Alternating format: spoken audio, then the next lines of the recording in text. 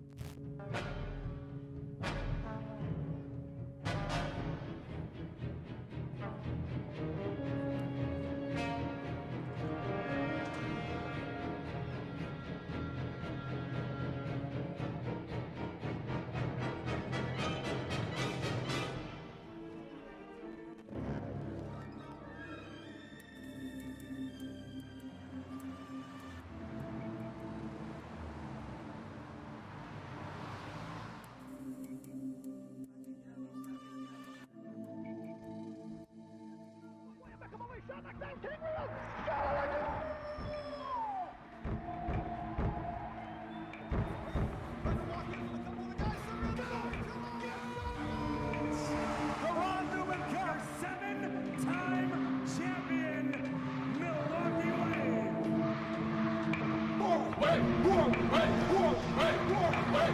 Wait, this is Milwaukee!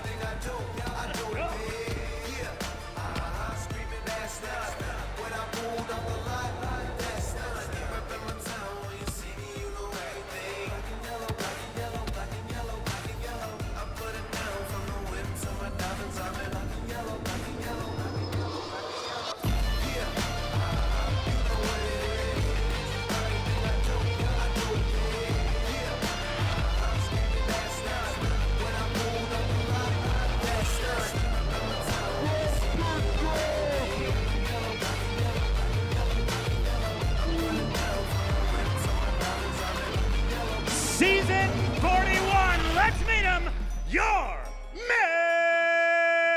Milwaukee Wave!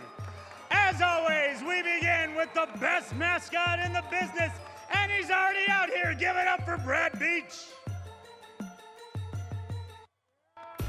Let's meet the team, a forward from Nigeria, a player to watch, number 3, Cutest Lawal.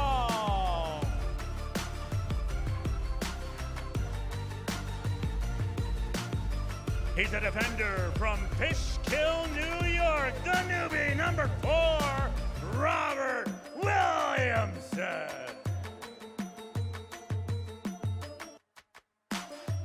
He's a midfielder from Whitefish Bay, number 6, Sean Esqueta.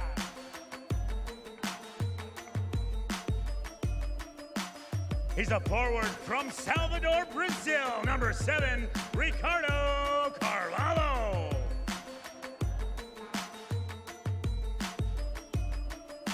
He's a forward from Elgin, Illinois, Kansas City, Missouri's favorite son, number 9, Derek Huffman.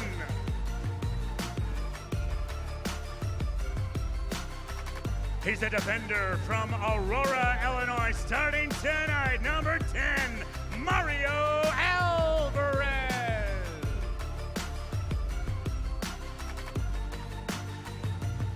Starting at midfielder from Chicago, number 15, Cesar Correa.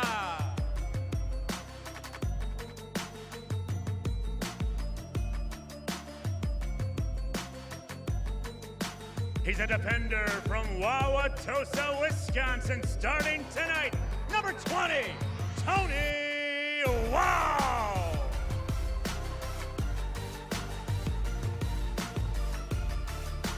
He's a midfielder from Brazil, number 22, but wearing number 8 tonight, Breno Oliveira.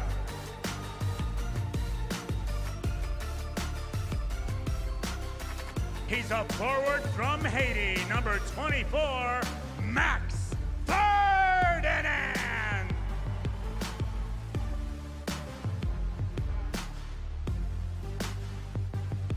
Oh, Captain, my Captain, your forward from Ontario, starting tonight, number 26, Ian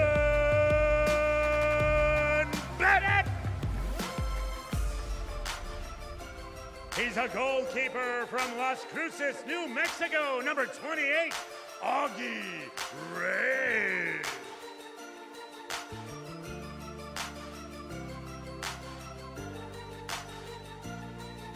The man in the box tonight, your starting goalkeeper from Rochester, New York, Willie the Wall, number 33, William Bonahene.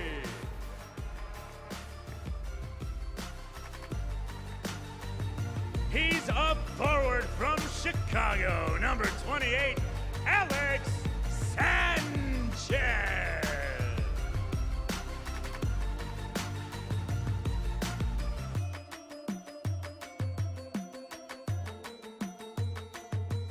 He's a forward from Sterling Heights, Michigan, number 97, Javier Steinwasser.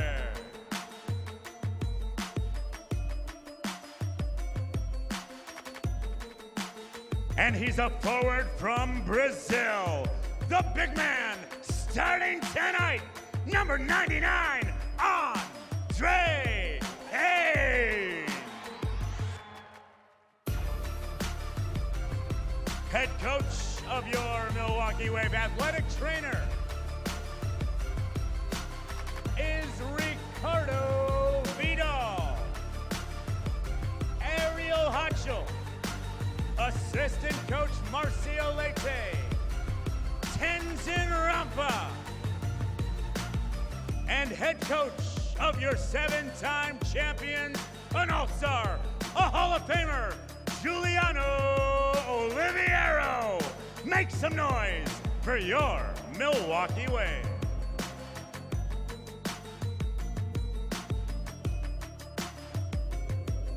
Ladies and gentlemen, please rise and remove your hats as we honor America. Presenting the colors for tonight's game is Cub Scout Pack 22, and performing our national anthem tonight, please welcome Jen Schaefer.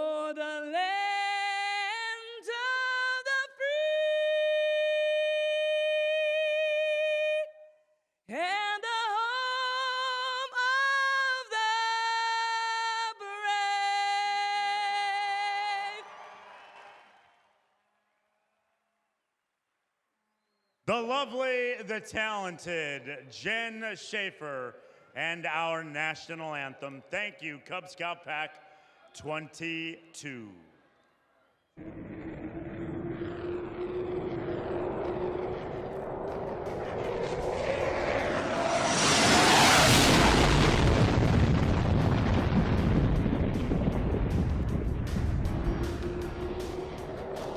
Officials for tonight's game are brought to you by Capelli, the official uniform sponsor of the Major Arena Soccer League game officials.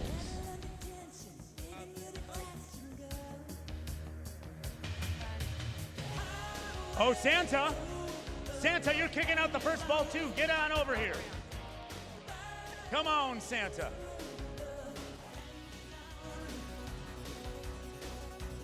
We've got Eleanor Scanlon from our friends at Polonia. We've got Santa here, and we are ready to go. When you're ready, you two. 1, 2, 3, kick.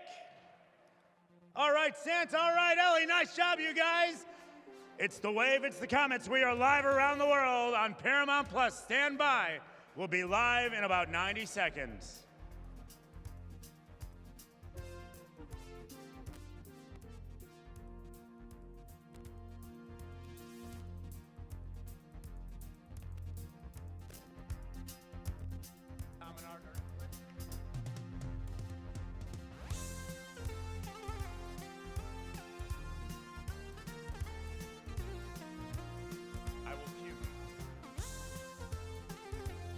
All right, here's what's going to happen. We're live on CBS Sports tonight on Paramount Plus on the Golazo Network. You're going to see the Major Arena Soccer League open. It's 30 seconds long.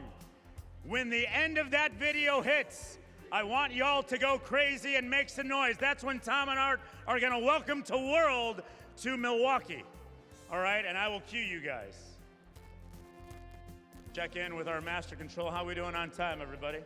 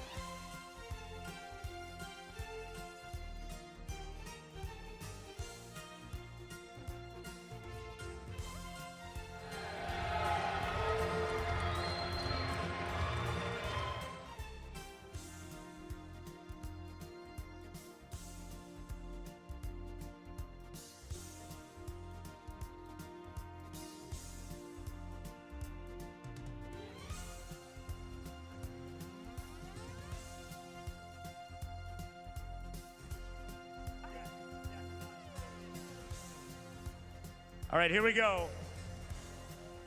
5, 4, 3, 2. Here comes Paramount Plus.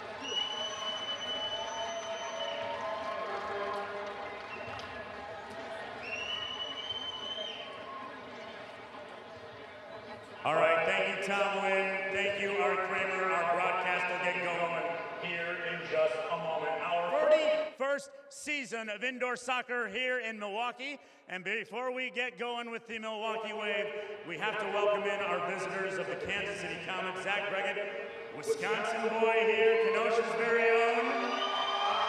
Kenosha representing Kansas City. A hot start. You guys are 2-0 and taking care of business against St. Louis. How's it feeling so far, Zach? It feels good, but today's all business, so we're looking to go at it today. It's a good team we're going up against. We're in my hometown. We're excited to put on a show. All right, Zach Breggett, Kenosha's very own, a Wisconsin boy, playing for a rivalry team. But our boy here in Milwaukee, the tenured veteran of IB26, Ian Bennett. We're excited to go here. How many seasons now with you? It's probably like 18, but who's counting? No. Who's counting? I mean, we're all counting. We're counting the wins. We're counting the losses. Regardless of Kansas City's hot start, we're looking to quash that here tonight. Yeah, I mean, they're a fantastic team. We respect them, but it's a rivalry. You know how it is. It's a derby, and we just got to go get it and have some fun tonight. All right, IB26. You got Milwaukee. You got Kenosha's very own. It's Major Arena Soccer League action. We are live around the world on Paramount Plus Milwaukee. Show the world what we're all about. This is Major Arena Soccer League action. We will be right back, right here on CBS Sports Go Lazo Network.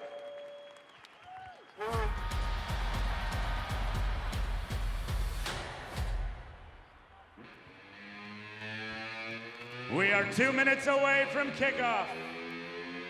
2 minutes away.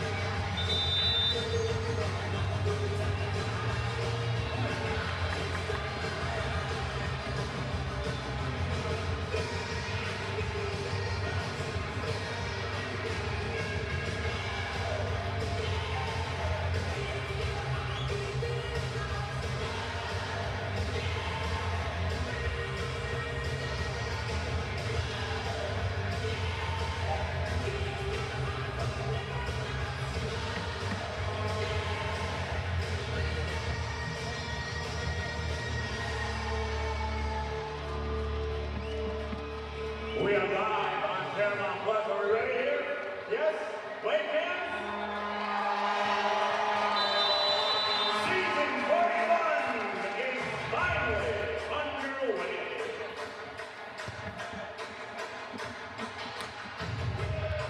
Yo, Spurs,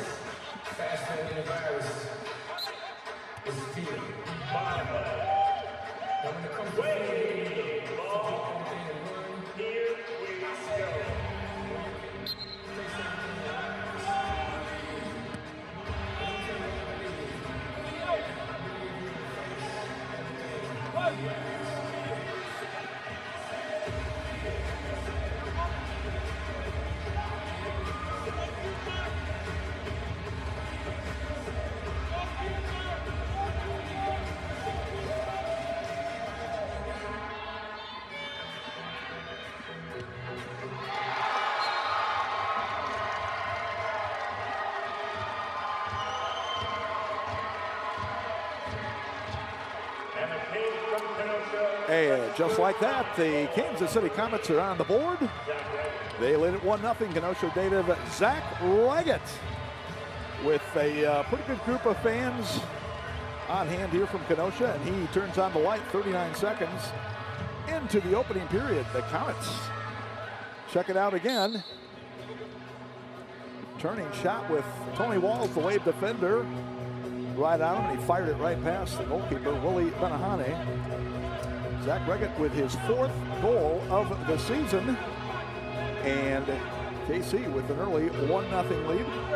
Tom went along with the Wave Hall of Famer Art Kramer on hand here, bringing you all the play-by-play action here on the CBS Sports Golazo Network. Welcome all the fans tuned in to tonight's contest. Should be a good one. Kansas City already 2-0 with a couple of wins last weekend against the St. Louis Ambush, and the Wave playing their season opener here tonight. Down the middle, shot and a goal. Beautiful layoff as Rian Marquez finds Marcel Berry coming right down Main Street, and he bangs it in to make it 2-0 Kansas City. And the Comets are off and flying here in the first period. So Leggett with the first goal, and now Marcel Berry following up to make it 2-0. And well, the Kansas City Comets were off and flying in their opening game last week at St. Louis AK, and they are off and flying here tonight in Milwaukee. I could have used a helicopter, Tom, to get up here to the press box, speaking of flying. But yeah, I mean, the season last year for the Wave ended, actually the game 1 of the playoffs. These two teams were in the Eastern Conference Final. And that game 1 ended with Zach Leggett doing just what he did to start tonight's game, burying one. Then it was less than a minute to go. This one, it was less than a minute after the game started. So the Kenosha kid comes out right out of the gate and haunts his hometown team. He got his 4th goal of the season, which leads the MASL here in the early going. Marcel Berry followed with his 2nd.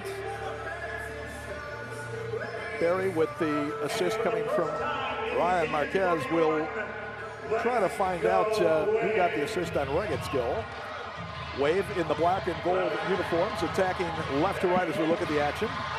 Ian Bennett, the legendary Ian Bennett, 41 years old, the 2nd all-time leading goal scorer in Wave franchise history. Only Michael King, who accumulated more than 500 goals, is surpassed Ian up to this point. Now Nacho Flores getting pressure. Nicolau Neto, the goalkeeper for KC, will knock it out. And we're going to get fouled on Robbie Williamson, the defender for Milwaukee. Williamson, there you see him, number 4, coming over to the Wave after a couple of seasons in Harrisburg. And I know the Wave organization was very excited to get him. Can't miss him out there, AK, with that flowing hair. But he's still a rising prospect in this game. And Wave, which needs to replace some veterans on the back line this year, hoping Robbie Williamson can give him some good contributions. I remember in the mid-'80s, Tom, when you first started broadcasting for the Wave, you had blocks just like Robbie Williamson. Now here's Acosta. Got the goalkeeper down, centering. Palmer, Ramon Palmer rolls it, run. Oh, he had a great chance to make it 3-0, but he put it off the post. A couple slick moves at the top of the arc that time by Ramon Palmer. Unfortunately for the Wave, he fired that shot just wide of the target. So the Wave still a bit unsettled defensively here in the early going. They play on after Mario Alvarez got knocked down. Here's Cesar Correa. Trying to play it up ahead for Ricardo Carvalho, but Leo Acosta there to break it up. Ball cleared into the stands. It will be a kick in for Milwaukee. Crowd still coming in here to Panther Arena, this facility, which opened up in 1950. And still going strong. Javi Steinwasser fires a shot just above the frame. Correa battling with Acosta to get it in the corner. Correa digs it out. Now Steinwasser was trying to see if he could play it back out. Got knocked down. And Javi eventually drew the foul. Good persistence that time. Christian Andreos, number 31, commits the foul. Andreos, a fourth-year pro Brazilian. And he has been an engine in the midfield for the Comets ever since coming to Kansas City. Yeah, not a huge goal scorer, but his work rate up top is extremely effective for Kansas City. Had the game-winning goal in the playoff series last year, the playoff clinching goal, as Alex Sanchez with a shot missing. Max Ferdinand following. Max trying to load up for a shot that deflects wide. Acosta now will clear out to midfield, as it will be tracked down. I believe that's Breno Oliveira wearing number 8. He's listed as 22, but I think that that might be Breno right there at number 8. Ian Bennett out for Oliveira as they work it on the fireboard. Chad Vandergriff, the one-time MASL Defender of the Year, former player for the Wave for 4 seasons. He was a member of Milwaukee's last championship team, which is back in 2019. And we got a penalty, our first of the contest coming up. And it's going to go against the Wave. Our officials tonight, Kyle Trimble, Austin Senni, and Nick Ramos. Here you see Andre Hain, number 99, the big target forward for the Wave, getting called for that penalty. Comes at 5:11 of the first period. So Hain will go for tripping or kicking. Wow, he stepped right on the ankle of Marcel Berry. And thankfully for Berry, he's okay, because that's a lot of weight coming down on that right ankle. Yeah, Andre's a big guy. Yeah, Andre, what, 6'3", 6'4", probably 220. So maybe 200. At least 200, let's put it that way. So KC goes on the power play for the first time tonight. You mentioned Breno Oliveira, the Wave defender, switching to number 8, Tom. Hope it works out better than it has for Aaron Rodgers, the New York Jets quarterback. Yeah. That switch to number 8 hasn't gone very well for A-Rod. Nacho Flores, his real first name is Ignacio. Centering, Reggett scores. He's got 2 of the first 3. 3-0 Kansas City. Beautifully executed that time by Kansas City on the power play. They put it down low to Rian Marquez, and he found a wide open Zach Reggett. And first time, watch this first time ball by Reggett. He just, no chance there for Willie B, as he just picked his spot. Rian Marquez picks up his 2nd assist of the night. He's got 3 on the season now. Reggett with a pair of goals, a league-leading total of 5. So, you know, there was some question with Reggett. He's had an ankle injury that he's been nursing here early in the season, but some question whether or not he would actually dress for tonight's game. But he's out there, and no doubt he is playing effectively. I talked to Kansas City coach Stefan Stokic, and he told me that Reggett is as tough as they come, and short of a broken ankle, a fractured ankle, he would not miss games. He has been a very durable competitor during his time in the league. Zach's first season was back in 2018-19 with the St. Louis Ambush. And certainly, you know, he didn't want to disappoint his fans from Kenosha who are up here to see him play either. So he is out there and already has a couple of goals tonight. You know, Reggett is a guy who the Wave had kept in check for the most part until the latter part of last season. But Well, you said it. He's already come out and he's got a pair. He's got a brace already here tonight. I got a feeling he loves playing here at the arena. He has scored more than his share of goals here as an opposing player over the years. Had the game winner in game 1 of the semifinal playoff series last year, a 5-4 Kansas City victory here. And throughout his years with St. Louis, Florida, now Kansas City, he has racked up a few goals here at Panther Arena. So we have our first media timeout. We'll take a break. 7:52 left to go, first period. Kansas City 3, Milwaukee nothing on the CBS Sports Golasso Network. Comets 3, you're watching Major Arena Soccer League action live on Paramount Plus.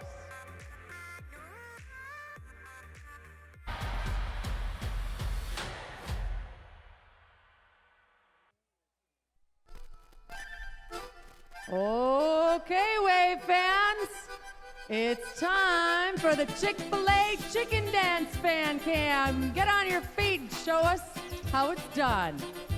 Van, why don't you show us how it's done? Absolutely, Doreen, no problem.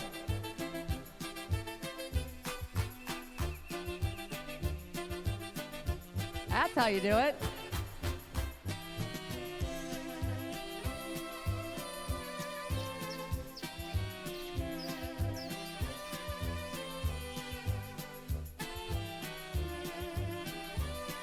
Oh, hello there.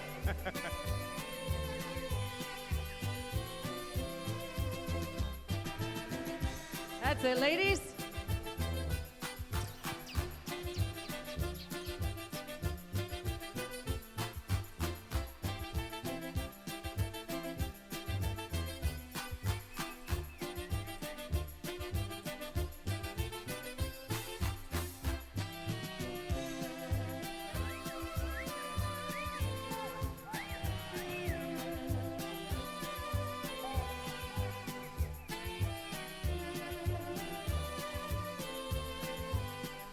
Nice, dude. Very nice.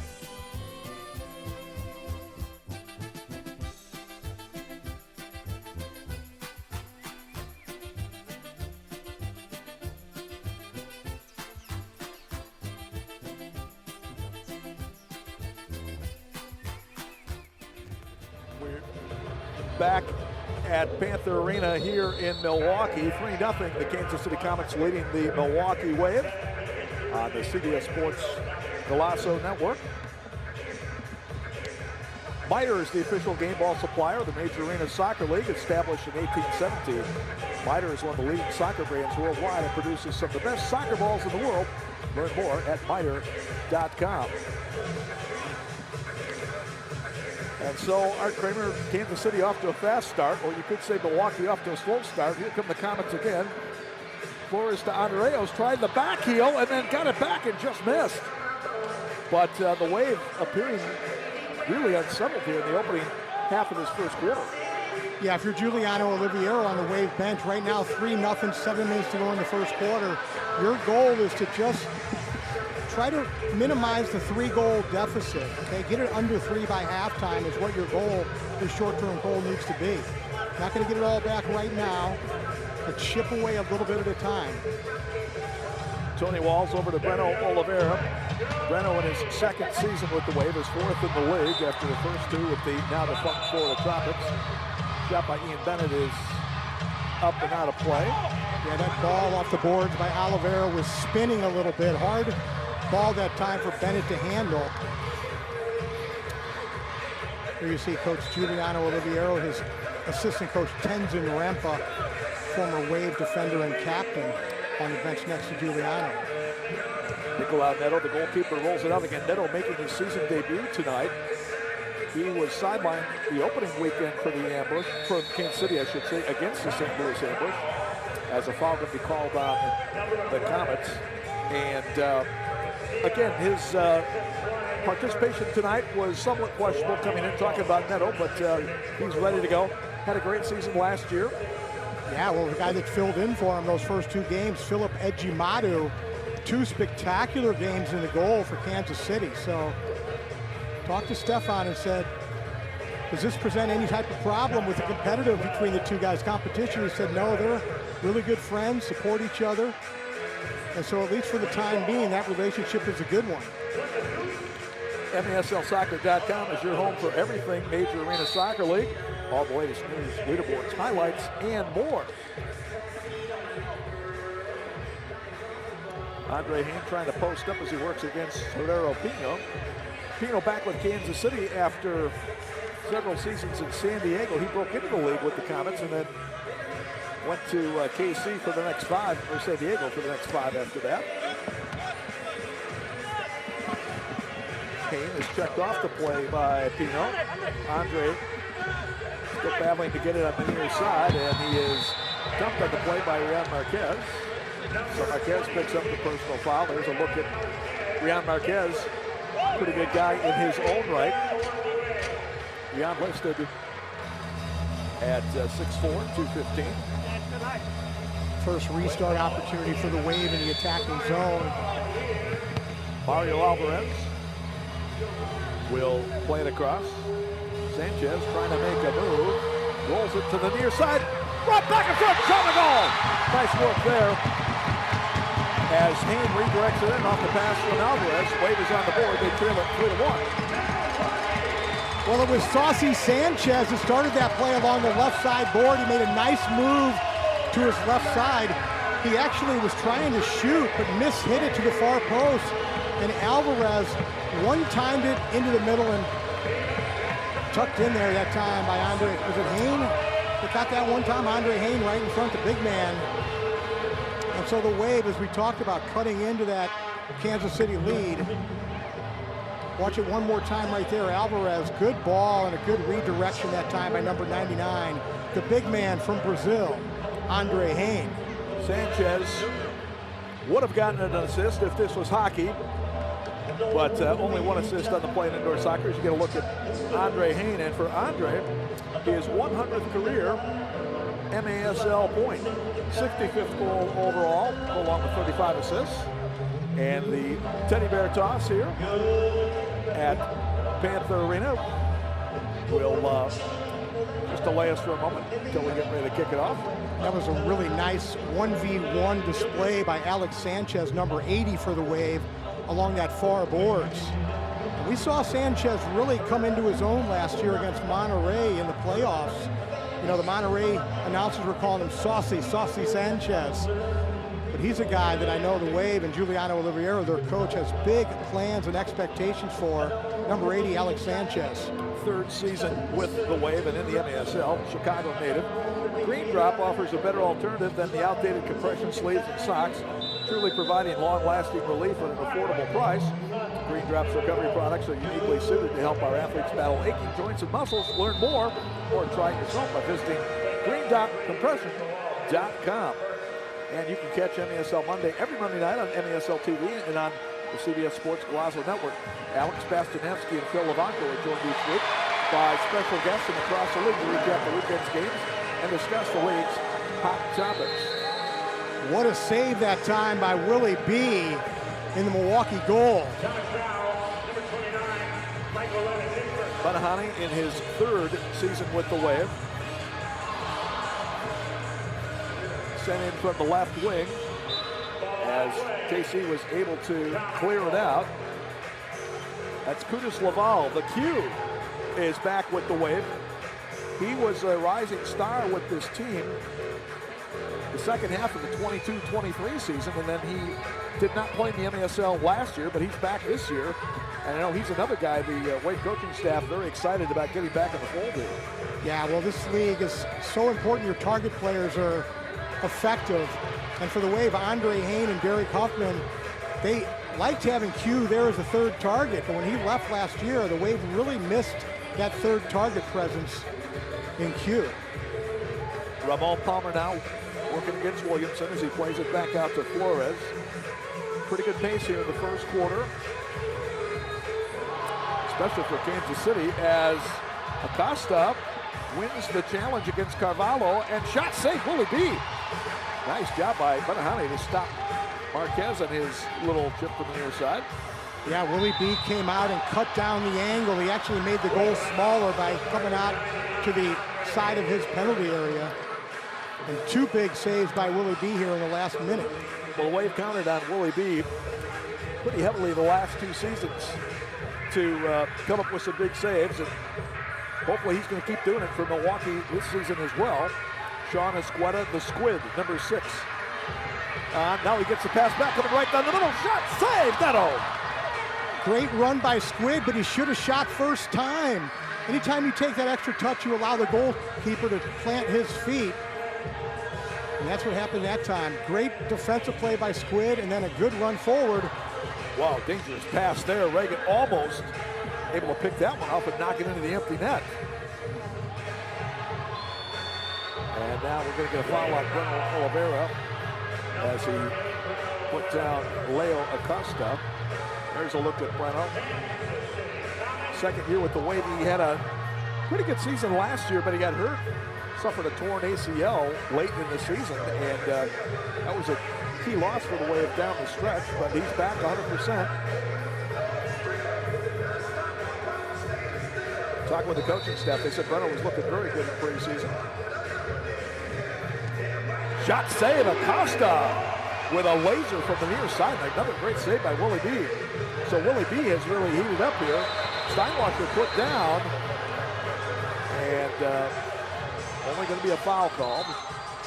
Behind the play, referee number 30, Nick Ramos, saw that infraction, hesitated to see where the play went, whether it's going to be advantage, and then made the call.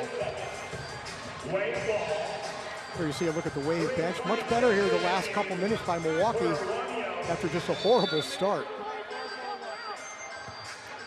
KC scoring the first 3 goals in this game in 5 minutes and 49 seconds.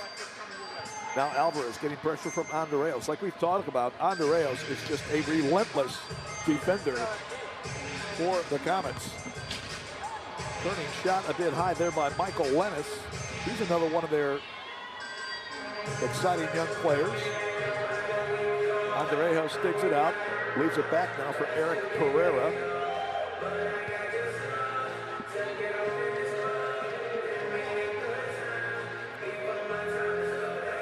Comets will work the possession here. This is the 40th opener in Wave team history. Milwaukee is 26 and 13, and ironically enough, the Wave also 26 and 13 in home openers. And they've played Kansas City a few times over the years in their opening games. As we get a man down, and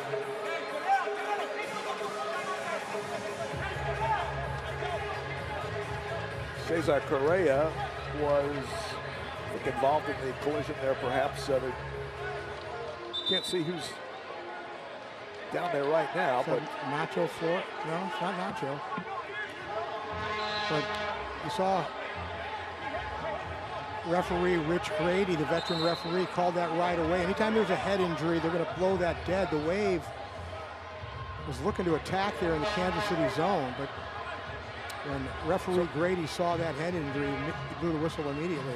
So we'll keep it here for now. This is the first time these teams have met as far as a Wave opening game since 2018-19. Back then, the Wave took 2 from KC to start the year, 10-8 in Kansas City, 10-6 here in Milwaukee. And it is the 4th time ever that the Comets have faced the Wave in Milwaukee's home opener. The Wave is 2-1 against the Comets in those such games. Wave has also been the home opening opponent for Kansas City down at Cable Dahmer Arena in Independence 4 times. And the Wave has taken 3 out of, I think that 5 times. Wave has taken 3 out of 5. Last year, the Comets had their season in home opener against the Wave at Cable Dahmer Arena and had a resounding 9-3 win over the Wave. The all-time series, Milwaukee leads it 30-29 in the regular season, and Kansas City 11-10 in the postseason. But it's been a great rivalry. Good to see. Is that Michael Lennis that was down, Tom? Good to see he's up. He's on the Kansas City bench right now, being attended to by the trainer. Yeah, again, one of their rising young stars, Michael Lennis, out of Weston, Florida. Not a big guy, 5'5", 150, but great speed, quickness, skill. Just turned 22 on October 12th. So good to see, at least for now, Michael's okay. Hopefully he can continue in this contest. Max Ferdinand will put it in. Max, back in his second tour of duty with the Wave, came over midseason last year and was an immediate impact player after 5 sensational seasons. Now Max trying to center on the play, goes back across far side, shot, and that one looked like it was redirected, but stayed out of the net. Neto covers up, and he draws the foul from Cruz Laval. That shot from the right point kind of handcuffed that man right there, number 3, Curtis Laval. The shot got upon him very quickly, wasn't able to redirect it in. Pressure as Ian Bennett knocks it away, but it went out of play. So the Wave applying some high pressure right now, trailing 3-1 with 2:03 left to go in the first quarter here from Milwaukee. And another foul on Curtis. So the Q having a tough first period. That's his 3rd personal foul. Remember, in the MASL, you get 3 personals in each half. On your 4th, it equals a blue card. And we check it out one more time on the instant replay. But Q is really going to have to be careful now. I would assume he's probably going to have limited playing time the rest of this half. Reagan already with a couple of goals. Has the shot blocked by Williamson. Reloads, plays it across. And now cleared out by the Wave. Yeah, opening night, you're all hyped up. And Curtis that time, couple silly fouls in the attacking third of the field. As you said, 4 fouls, a penalty, and 6 you're out of the game. MASL and the NBA, 6 personal fouls, and that's it.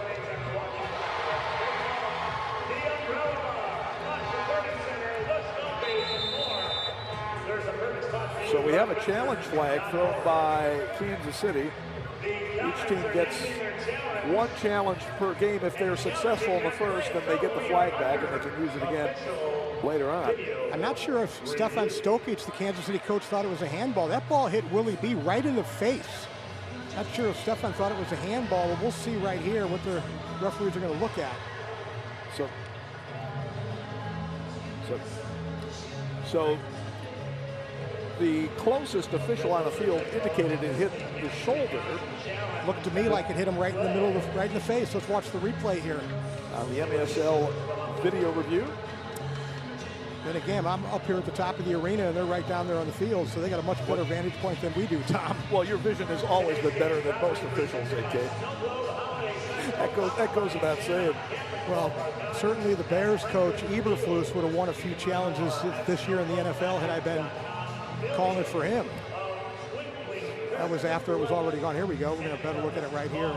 Let's see where this ball hits Willie B. Ooh, it looked like it did come off his hand. Let's roll it. Keep it rolling so we can see. Let it roll past that point. Well, his hand was up there. Whether or not the ball actually hit his hand is got to keep it rolling past that point. You see Tetsani. It looked like it came off his hand and then his head. First the left hand and then the head. Take another look right here. Tetsani, number 11. Carvalho chasing. First ball goes up, off the left hand, off his face.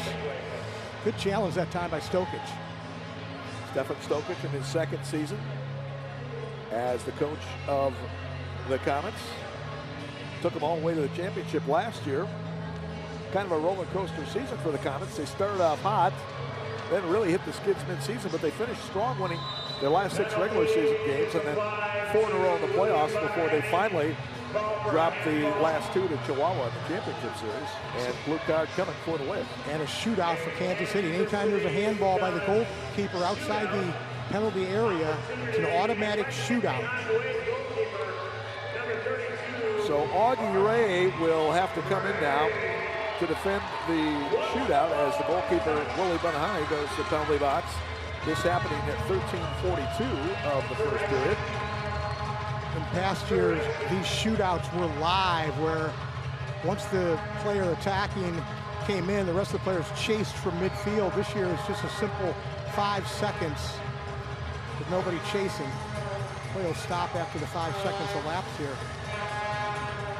Rian Marquez will do the honors for the Comets. The big Clydesdale, Tom, number 26, coming in against Augie. Andre Hain will serve the penalty, the time penalty, as Marquez crosses over and he scores to make it 4-1. Tough situation for the goalkeeper anytime you got to come off and try to defend a shootout. And Marquez makes it look easy. And Kansas City back out to a 3-goal lead at 4-1. Time of the goal at 13:42 as Rian Marquez now has a goal and 2 assists so far tonight. That's his 3rd goal of the season. Augie got caught coming out a little too high that time. He came out beyond the penalty area line, and had he touched it with his hand outside the box, that would have been another penalty.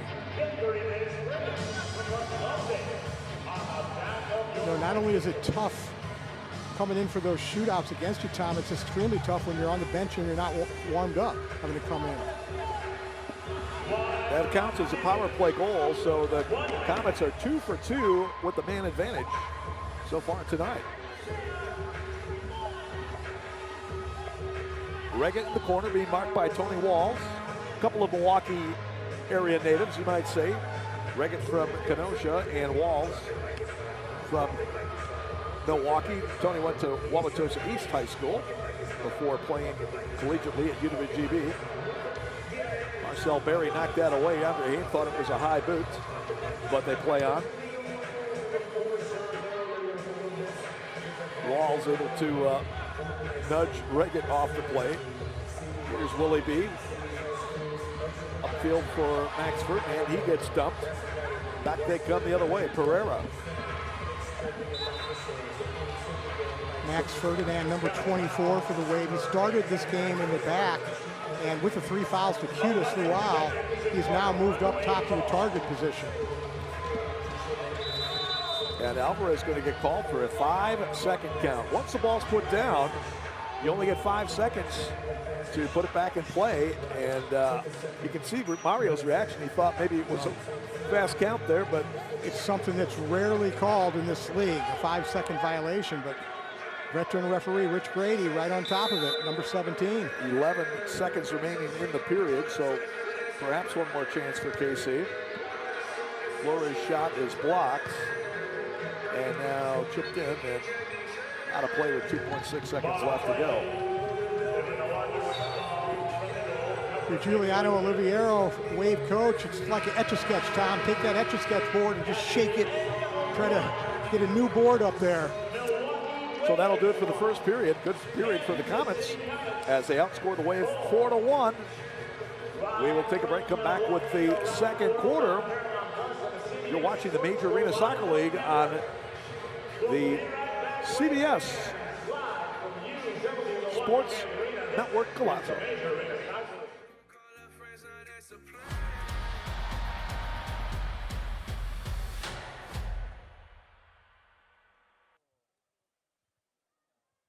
Oh man, the new Milwaukee Wave gear is here. I love that. I'll take that one. Oh, hey, the new soccer ball. Hey, Brad, I'm ready to check out here. I'll take that. I'll take that. I'll take one of these bags too. How much, my friend? Ooh, okay, I got that. Right here in cold hard cash. What, is my money no good here? Oh my gosh, I totally forgot Panther Arena is cashless. Ooh, what about my Educators Credit Union Milwaukee Wave debit card? Will that work here? Awesome. You too can get your very own Educators Credit Union Milwaukee Wave debit card. Go to any of the 23 locations across southeastern Wisconsin or visit ecu.com online. And you too can become a member. What's the problem here, Brad? What do you mean decline? Scan it again, please. Oh my goodness. Educators Credit Union, achieving more together. Let's go Wave.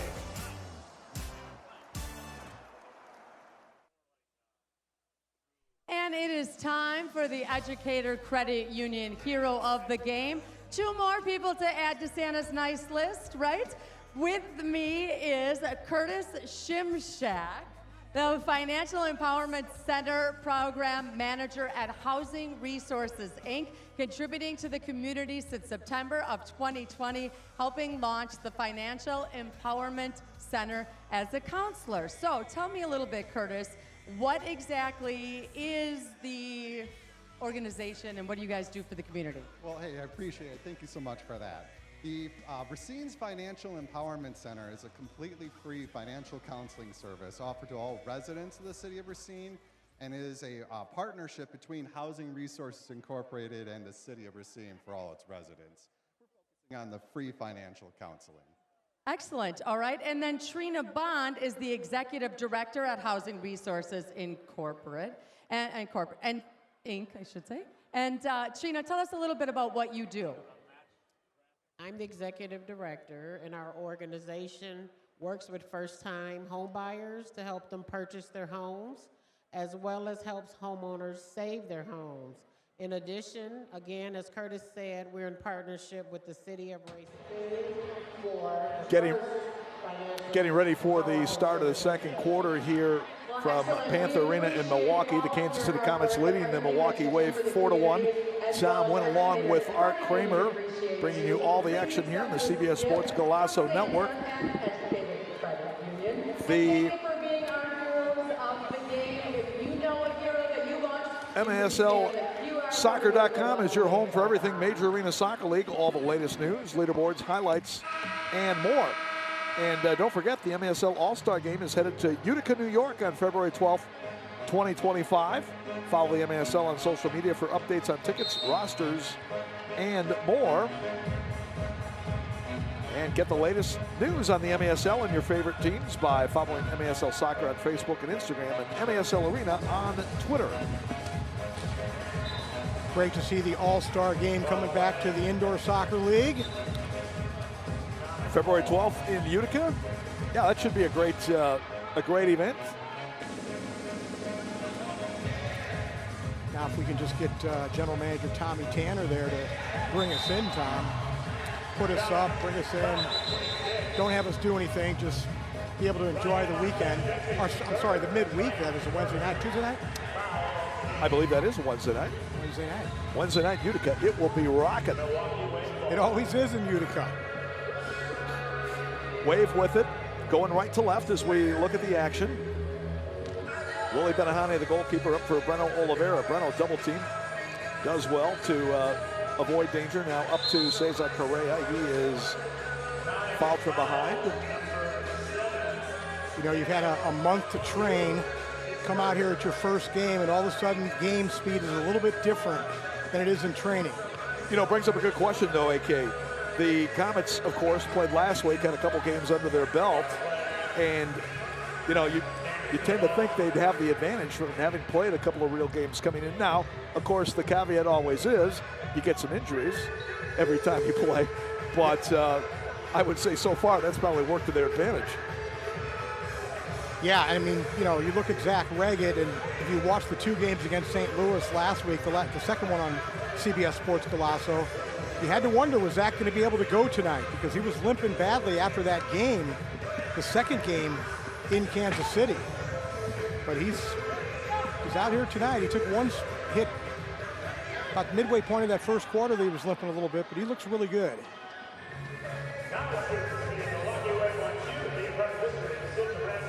Comets, one of their most extended possessions. That time, Pereiro couldn't come off the bench to take the pass because it would have been too many men on the field. Here's Ian Bennett trying to work his way around the sliding Guerrero Pino. Pino, nice job to knock it away. Lead man ahead on the near side. Andreos back across. And good hustle back by the Wave to intercede as Acosta has it. Acosta now drives one wide to the far corner. Cesar Correa with it. Correa, like Acosta, another Chicago area native. And Cesar is put down in front of the official. Kyle Trimble, the foul is called. So it's Kyle Trimble and Rich Grady. We had Austin Sane listed as one of the other officials here tonight. MASL going with a 3-man official group for the first 2 home games of every team, with the exception of Baltimore and Chihuahua, since those fields are so small. Yeah, the third referee tonight is Nick Ramos. Austin Sane had to referee an Ohio State college game this afternoon.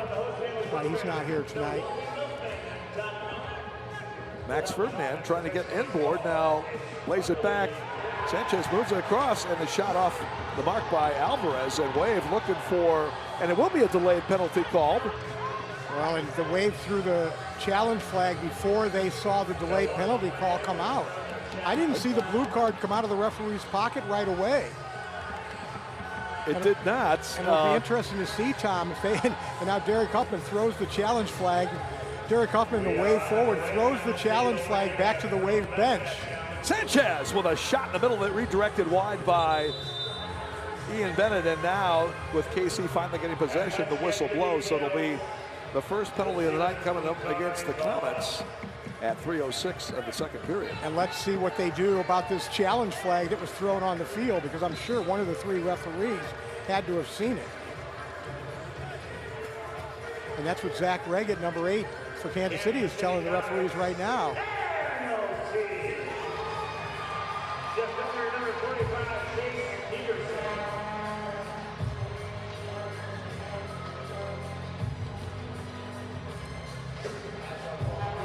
So it's going to be Chase Peterson. Peterson listed as number 46 on the roster sheet, but obviously wearing 45.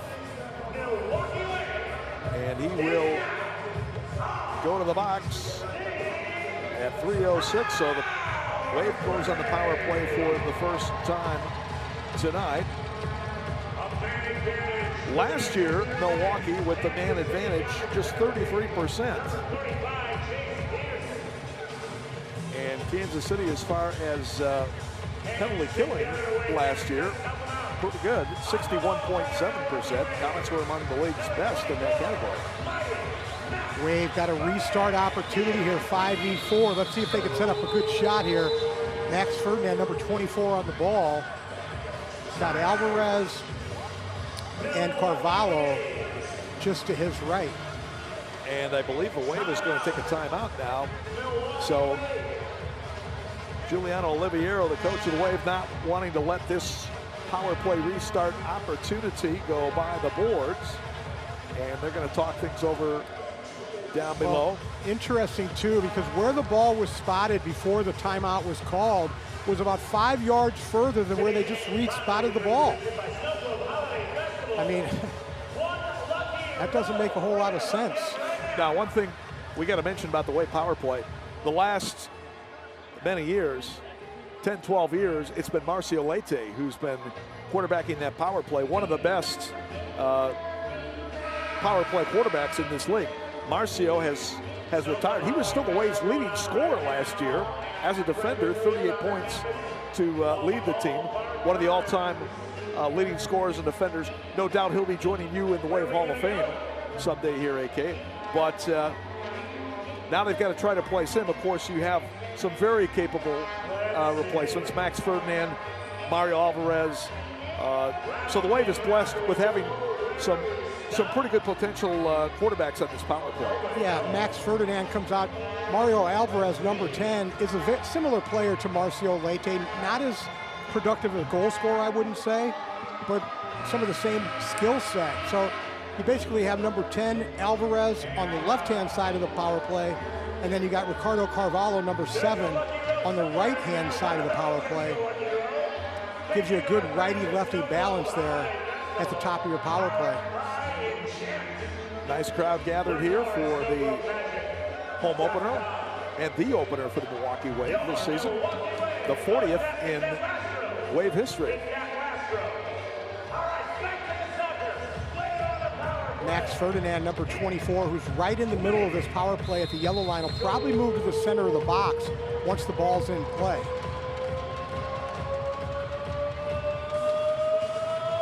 Turning shot, Bennett, blocked by Ramon Palmer. Ramon and Robert Palmer used to be two of the stalwart defenders for the Comets. Berto Palmer, Robert Palmer, is now with the Empire Strikers.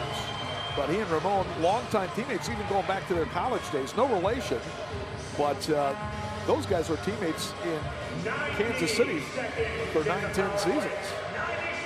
Now it's just Ramon left with the Comets. Kansas City likes to pressure you up high with Marcel Berry and Andreos. Huffman shot just off the frame. They get it back. Bruno with a shot in. And it was knocked down in front by his teammate, Max Ferdinand, put it out by KC. I'm saying Kansas City's in a box, and now they switch to a diamond, but they got Andreos and Berry up top. When they pressure, the Wave needs to get it down low and attack 3v2. Those are two of the quickest guys in the MASL, Andreos and Berry. Make things very difficult for the opposing power play. That's Carvalho right there, Ferdinand. Max, 38 years old, but still going strong. Bennett with a shot, save, Neto. And that one will just get out of play. So corner kick for the Wave with 36 seconds left to go on the Milwaukee power play. That was Nicolau Neto's best save that time on Ian Bennett. Stuck out the left hand. That ball was headed for the far corner. So Ferdinand will put it in. Huffman with a shot. That one wide. And cleared out by KC. Huffman with a good look that time for the middle of the D. I couldn't tell if that was deflected or he just fired it wide. Alvarez shot that's blocked by Ramon Palmer. Still 15 seconds for the Wave to do something on his power play as Bennett went down. And you can tell Ramon Palmer not very happy with that call. Thought Ian might have enhanced it a bit. Maybe he did. Let's see if the Wave can find Carvalho's left foot here out top.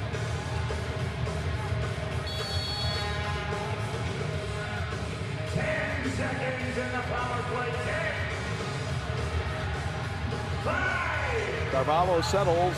Alvarez shot. Oh! Inside of the post, but it wouldn't go down. Wow, Neto with two big saves. That one right there on Ian Bennett, but the shot that went off the inside of the post, Neto got his left hand on that one as well. So that will finish off the power play. Milwaukee came close a couple of times, but unable to cut into this 4-1 deficit. You know what?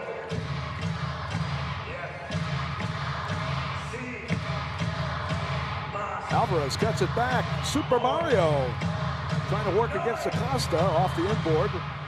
Huffman trying to get a piece of it, couldn't. And Breno will reload. One too many moves that time by Mario Alvarez. Now, Javi Steinwasser long for Huffman. Javi is one of two Steinwassers that will be playing for the Wave this year. His younger brother, Alex, expected to join the team next week. Alex has been playing in New Zealand the last couple of seasons. The Steinwassers out of Sterling Heights, Michigan, both played their college ball at University of Indianapolis for the Greyhounds. Off the inboard in front. Oh, that was a great look that time by Breno, but unfortunately, Javi Steinwasser could not redirect it in. A little too hot coming off the boards that time for Javi. Good ball that time by Breno Oliveira off the far boards. Off the near boards, I should say. Cesar Correa trying to get around Acosta and moves it across. And foul was called. Too bad they didn't let the play continue because Huffman was getting ready to tee one up at the top of the box. Well, the Wave starting to rack up the restart opportunities here in the attacking zone, and you get this high volume of restarts, you got to start capitalizing on a couple of them. Ferdinand on the ball. He'll move it across. Bennett didn't get much on it. It's Vandergriff able to head it away. Cleared up. Superstructure violation as that one hit the underside of the board. You got to knock one pretty high here at Panther Arena to hit the scoreboard. And it should be a restart at the line for Milwaukee. So another restart chance for the Wave, although not as good. Looks like we knocked off part of the panel there. Smart move that time by number 24, Max Ferdinand, asking Rich Grady to mark off the 5 steps so he can get his offensive players on the field. Hayne with a drive. That one off the near post. Wave has been tattooing that frame around the goal here in the second period. Neither team has scored so far in this quarter. Bennett trying to work his way out of the zone, but the Comets won't let him. And they'll recycle the possession back at midfield. This is one of two games going on in the Major Arena Soccer League tonight. San Diego and Tacoma will open up their season tonight in Tacoma. Sockers, again, expected to be one of the prime contenders for the league this year.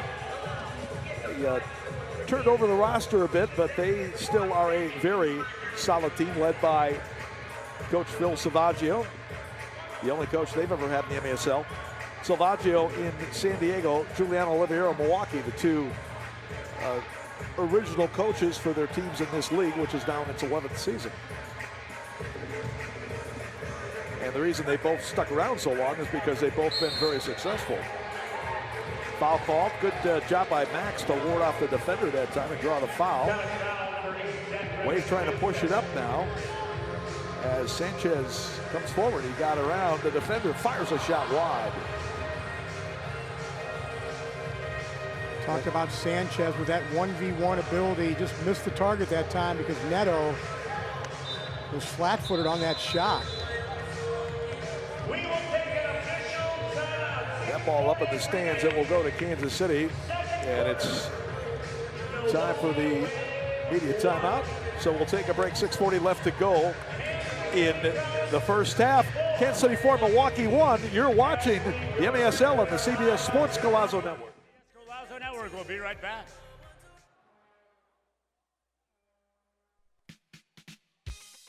Oh, Doreen.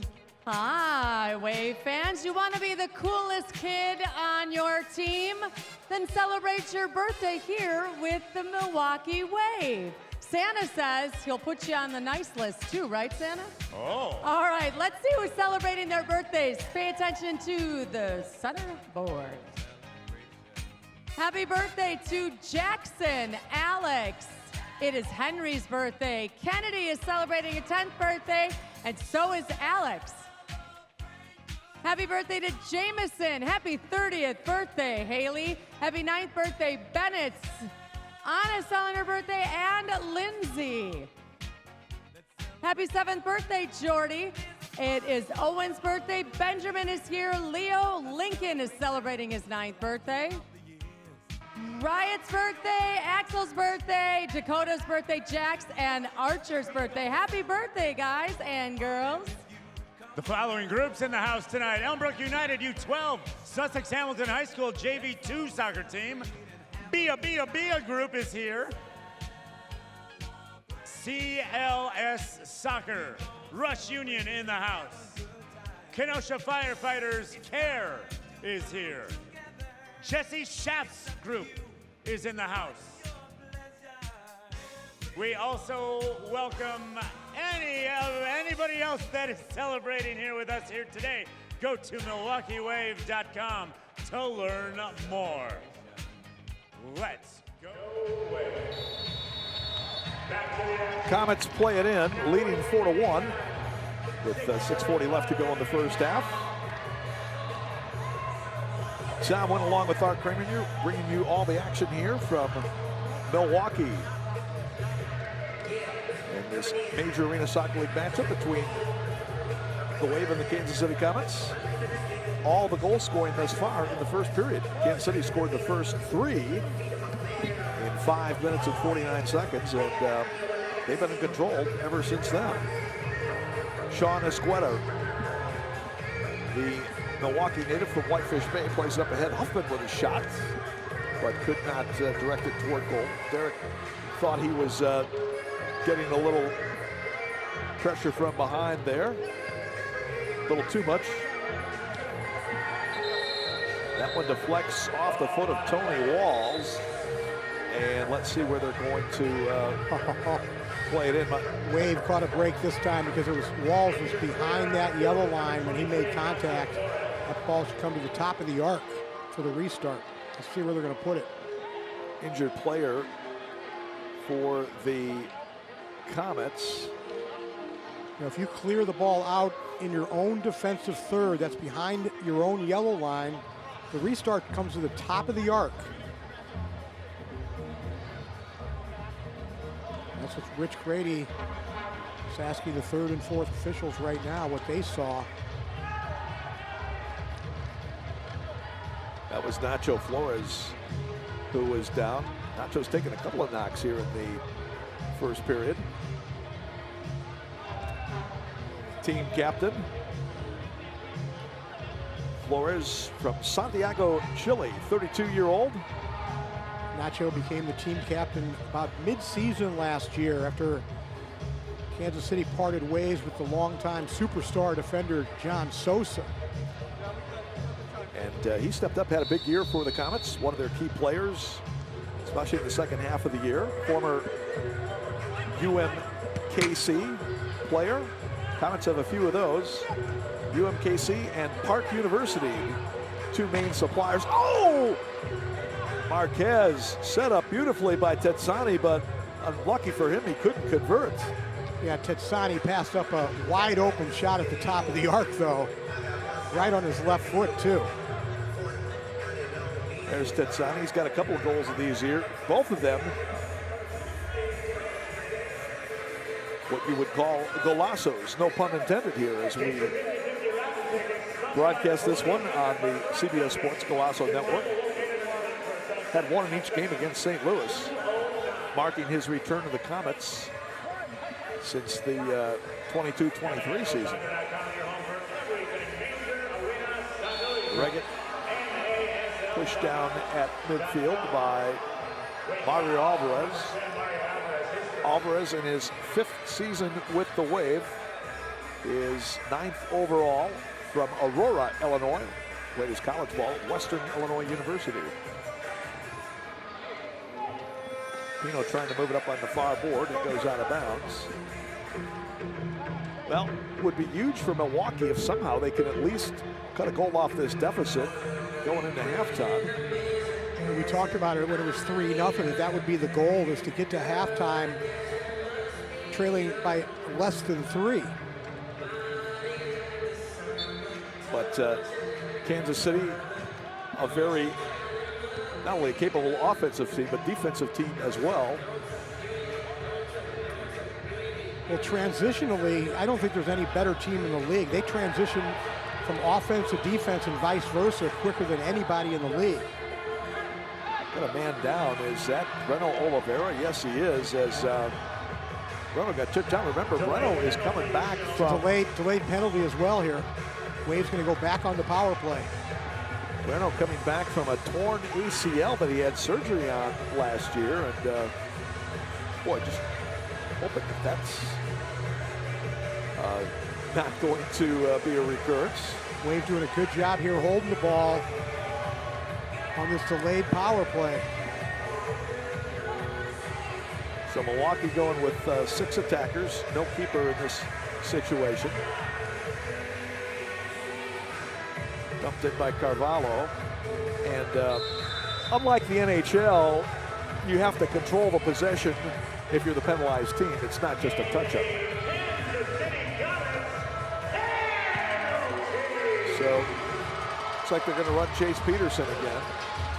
Chase not happy with it. You saw Nicolau Neto, the goalkeeper, running Chase to the penalty box. This year you got 15 seconds to get in that box, so they're going to call you for misconduct. Here you saw the initial foul on Peterson. And you can see right there what he thinks of the call. So Peterson in the box again for tripping. He's had both of KC's penalties here in the first half. Wave has also been penalized a couple of times. And KC going to throw a challenge back. Now again, since their first challenge was successful, they get another one. And so Stefan Stokic, the coach of the Comets, is going to use right here. A little surprised Stefan decided to throw the challenge flag again this soon in the game. This was a penalty call for 2 minutes, and Have to take another look at the replay, but I doubt he's going to win this challenge.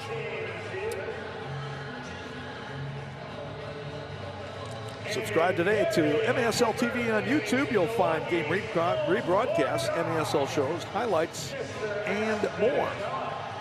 And get the latest news on the MASL and your favorite teams by following MASL Soccer on Facebook and Instagram and MASL Arena on Twitter. That was an interesting one. The official right on top of the play with signal to play on. Watch right here. Look at Kyle Trimmer right there. Said he got the ball. The card came from the far side of the field. Referee Rich Grady, I believe. Let's watch once again. Take another look here, Tom. Right there, and it looked like it was a little kick that time. Little scissors, you think, Tom? Little scissors that time, and yep, there's the card.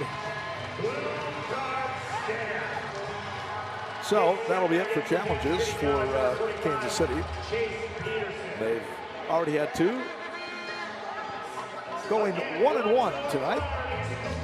And there's the dismayed Chase Peterson in the penalty box. He was dismayed originally, then they challenged, and he thought, well, maybe, and then he's dismayed again. So Milwaukee trying to see if they can cash in on this power play opportunity.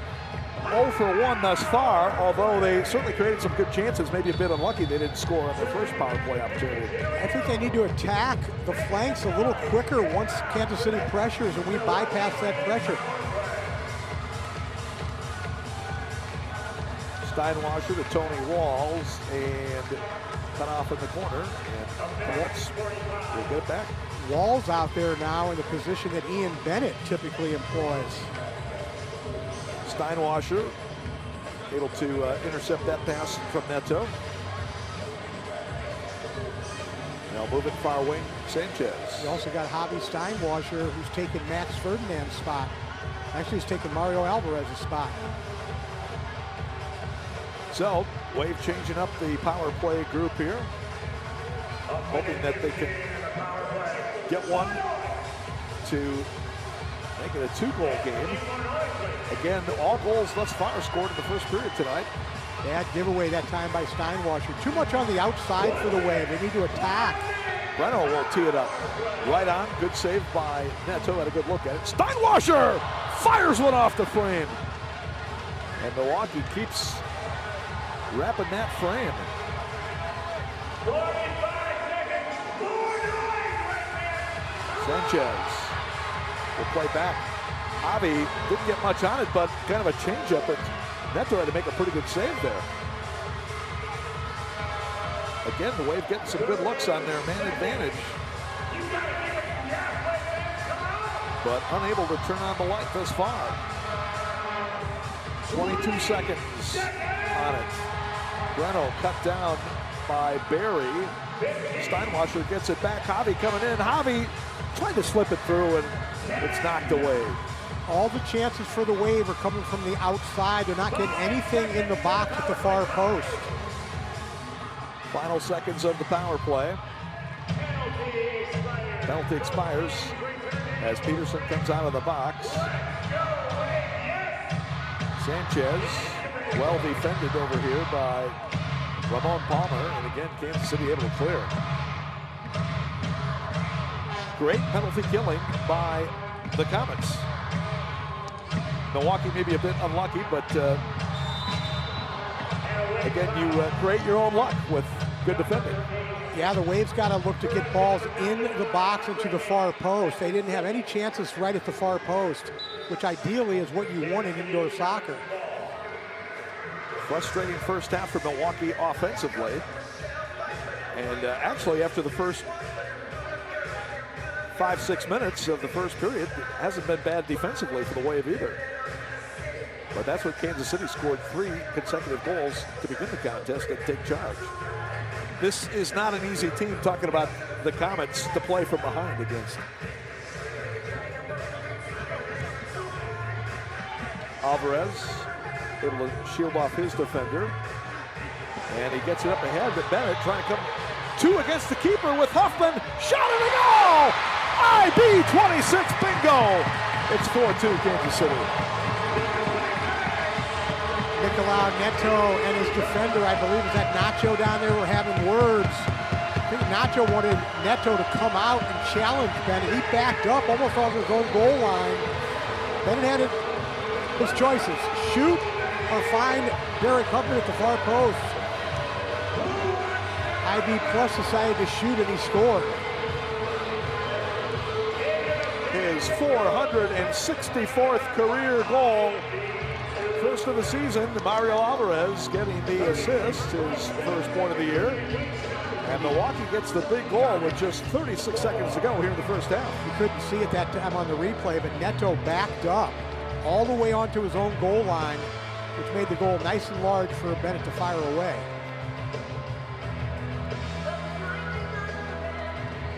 Yeah, when you're 6'3", 6'4", I would think you'd want to come out and cut down the angle there, but he's been a very good goalkeeper. I'm not going to second guess him too much. The problem was the defender did not get back in time to track Huffman at the far post. So, as I said, Bennett had two options there. That was a great ball along the near board by Mario Alvarez to start the break. Milwaukee trying to see if they can perhaps get another chance here before the end of the half. Pino will knock it to Peterson. And the foul called there. And nobody's going to be happier that this 14 seconds goes by than Qudus Lual. We haven't seen him since the 7-minute mark of the first quarter when he picked up his third foul. Peterson making his season debut tonight. He's getting a lot of PT out there. One more penalty, he's going to be out of the game. That'll be it for his PT. Final couple of seconds. And Pino again able to stop Beno Oliveira, and that will do it for the first half. Well, exciting first half of action. Kansas City outscoring Milwaukee 4-1 in the first period. Wave getting the only goal in the second period. And so the Comets will take a 4-2 lead into the locker room at halftime. We're going to keep it right here and get ready to send it down for the coach's interview. Van McNeil will be talking with the head coach of the Milwaukee Wave, Giuliano Oliviero, as we take a look one more time on that goal by Bennett. All right, let's send it down to Van with Giuliano Oliviero. All right, we are live down here on the field, CBS Sports Golazo Network. Coach Oliveira, oh my goodness. A little shell-shocked here. We're starting to come back here as we wrap the first half here. What are your thoughts? No, definitely interesting half. I mean, we couldn't have done worse in the first quarter. And, you know, I thought gradually we turned our play around where we started to create a lot of opportunities and, you know, missing a bunch. And, you know, it's good to get that goal towards the end of the half to give ourselves some momentum heading into quarter three. Right. Speaking of momentum, you know, shell-shocked, I was telling you there at the beginning. We get that first goal. Ian scores here near the end of the first half. What is your message to the guys going into half two? Keeping emotions in check because we're seeing a little bit of chippiness come out. Absolutely. I mean, you know, this is their third game of the season. Kansas City Comets, they look like they're in mid-season form. And for us, it's the first time on the black turf in front of best fans in the league, by the way. And, you know, we want to come out with a ton of momentum in the second half. All right, we'll let you get back to the locker room. Head coach of your Milwaukee Wave, Giuliano Oliviero. Second half action is coming up live and next around the world on Paramount Plus, the CBS Sports Golazo Network. Are we having a good time, Milwaukee? Make some noise. This is Major Arena Soccer League action. We'll be right back.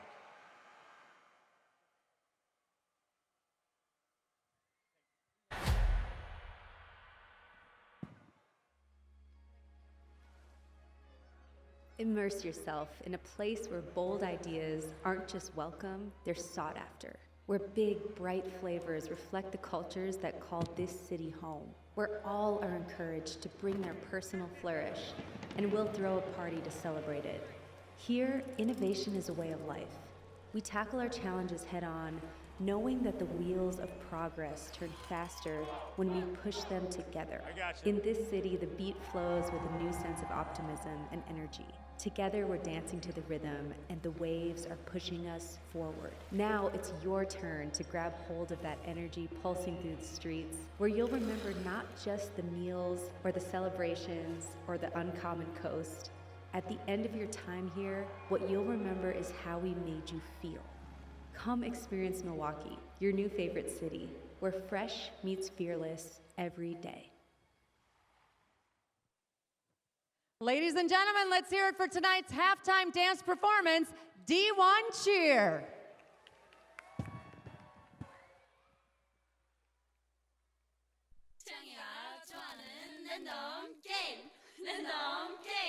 Game start.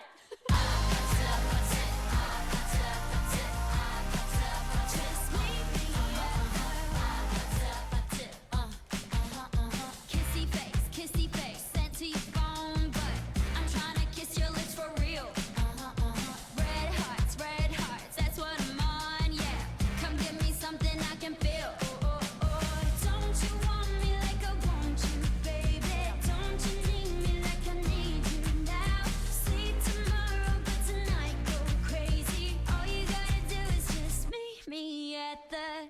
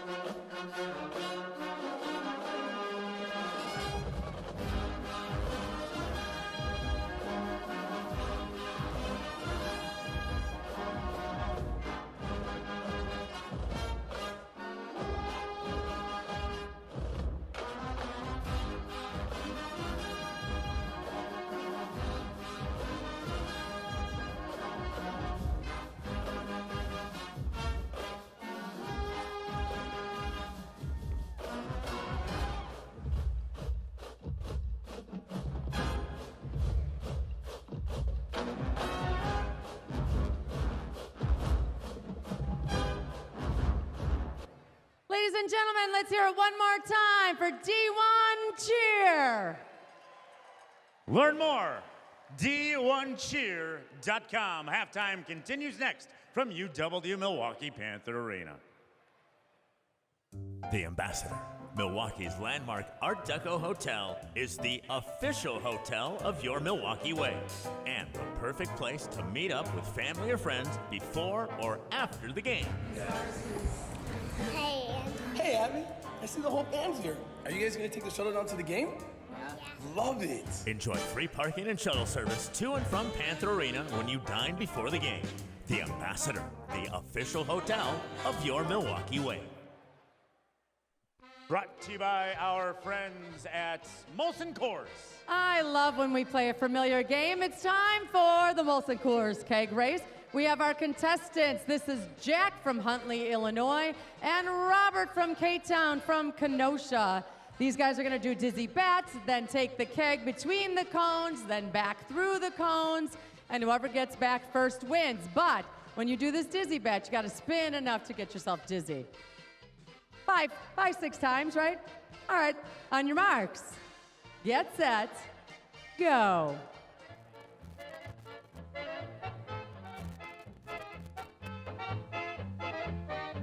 All right, the keg through the cones.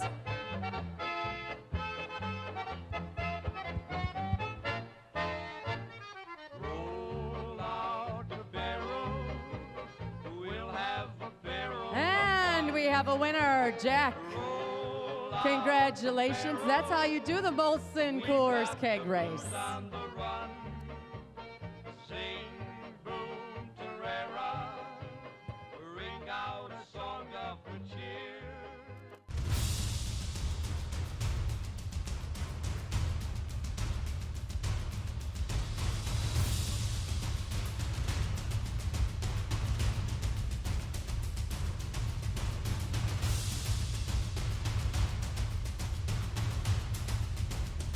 We treat elite athletes exactly like we treat you.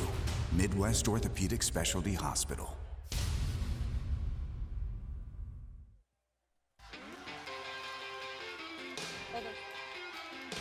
It's time to gear up for game day, Doreen.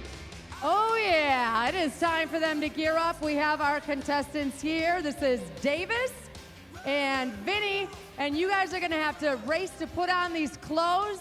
Whoever gets the clothes on first, you gotta put the shirts, the shorts, the hats, and then kick that soccer ball into the goal. Do you think you can do it? What about you down there? You think you can do it? All right, on your marks, get set, go. Gotta put it on, buddy. Put the pants on, put them on. Oh, the shorts is always the hardest part. Now you gotta get, all right, now you gotta get the shirts on. Get the shirts on, boys.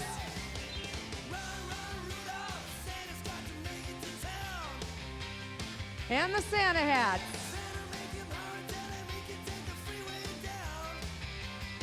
Here we go. Winner! And we have a winner.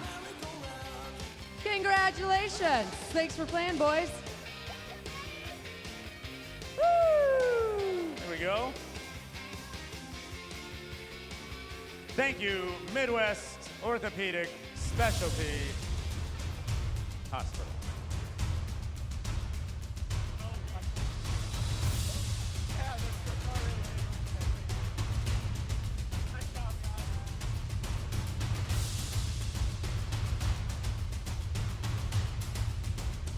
We treat elite athletes exactly like we treat you. Midwest Orthopedic Specialty Hospital. Did you know that Wisconsin Vision offers telehealth eye exams? I just scheduled my telehealth eye exam easily on their website. Once in store, a tech helps get me started and then pre-checks my eyes. See my eye on the screen? Then I have my telehealth eye exam virtually with a licensed optometrist on the TV. Everything looks great, Kate. You're going to love your new prescription. Ask about our $69 eye exam. Wisconsin Vision. See more life. We are good. Hey, how about a hand for our tech crew, ladies and gentlemen? Mr. Michael Jakubowski and Pat Callis with the scoreboard repair. All right. The PNC non-profit ball toss to benefit Polonia Soccer Club. Hey, Brad Beach. Hey, you Santa. Is Brad Beach on the nice list yet, Santa? He's getting there. He's got a little bit of work to do. All right, a little bit of work, Brad Beach. Now, non-profit ball toss, Polonia Soccer Club. Of all the balls that land in this pool, we will draw one winner. On your marks, get set, launch those soccer balls. Here we go. Merry Christmas, happy holiday.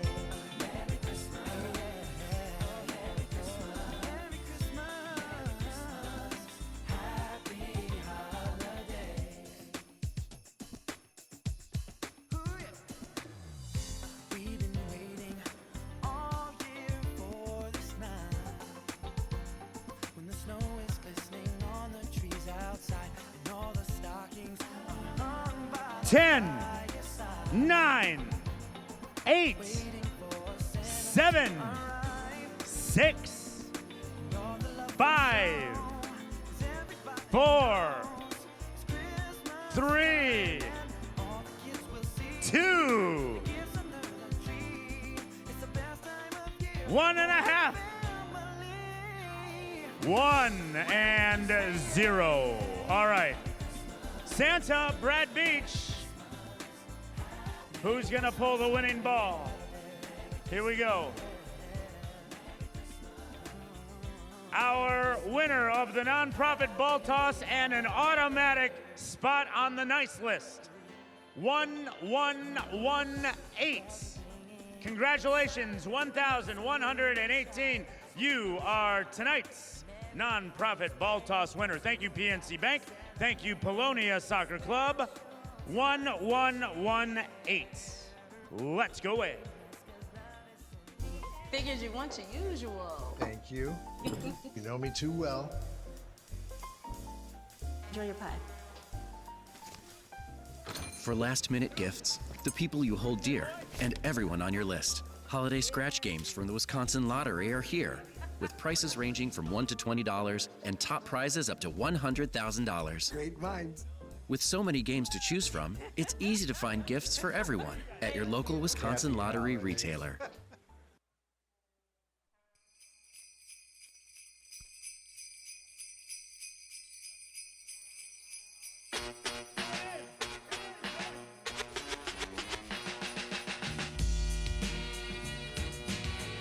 Oh, yeah.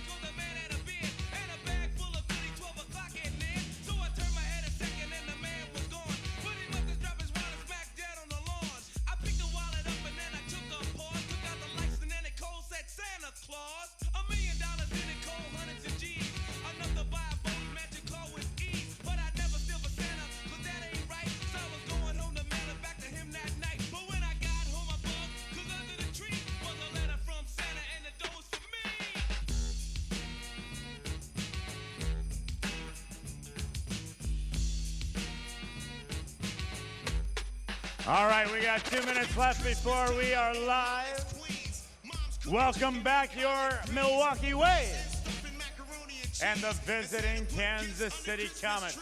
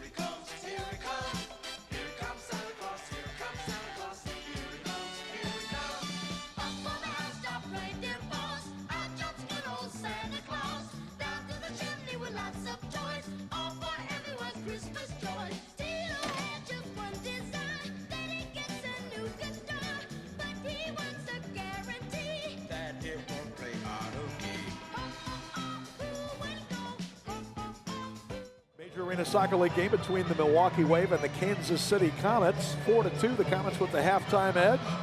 Tom went along with the Wave Hall of Famer Art Kramer, bringing you all the action here on the CBS Sports Golazo Network.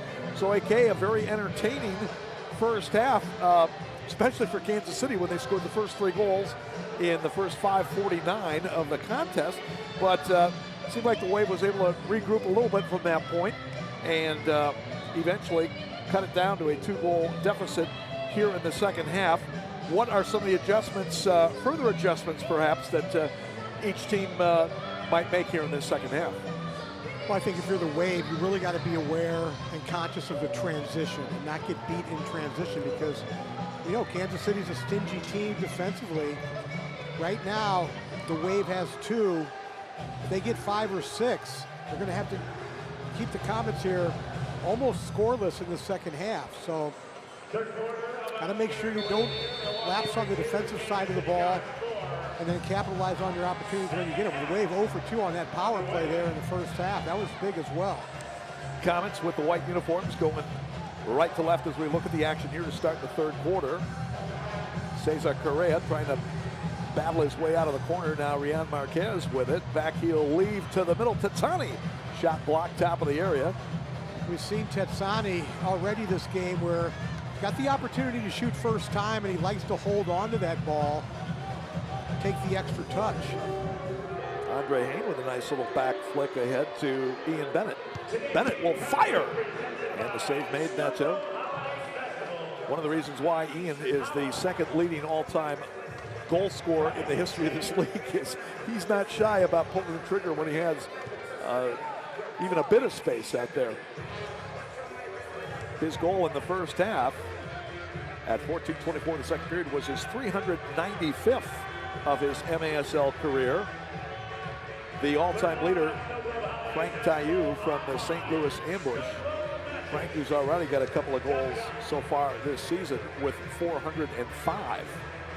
Frank also the only one to eclipse the 500-point mark for a regular season, as he's up to 540 now in his career. Ricardo Cavallo with a drive far side. Ricardo, who was the Waves' third leading scorer last year, shut down in the first half, but obviously he's a guy that the Wave expects to be, again, one of their better scorers if he stays healthy this year. Well, Ricardo Carvalho is a guy who does a lot of his damage on restarts and power plays, and the Wave had a number of opportunities on the restarts and 2 opportunities on the power plays, and they weren't able to find Carvalho's left foot and get him some good goal scoring opportunities. Long ball ahead for Zach Reggett as he plays it back outside the line. Wave double teaming on him. Now Max Ferdinand trying to come away, and he is bumped down on the play by Daniel Malhue. Good 1v1 defending that time by number 24 Ferdinand from the Wave. Malhue, another Chilean native from Santiago. Both he and Ignacio Flores hail from Santiago, Chile.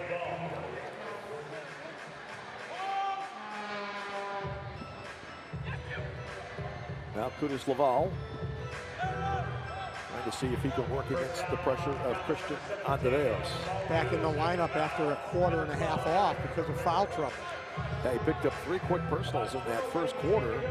And again, in this league, if you get 4 in one half, that equals a blue card. So typically, they're going to keep you on the bench if you pick up 3 fouls,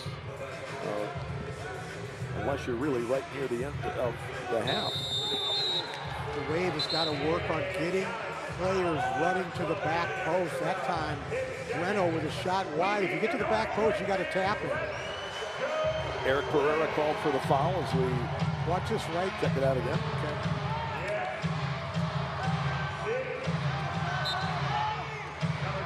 Three minutes gone by here in the third period. It's still 4-2. That was our halftime score.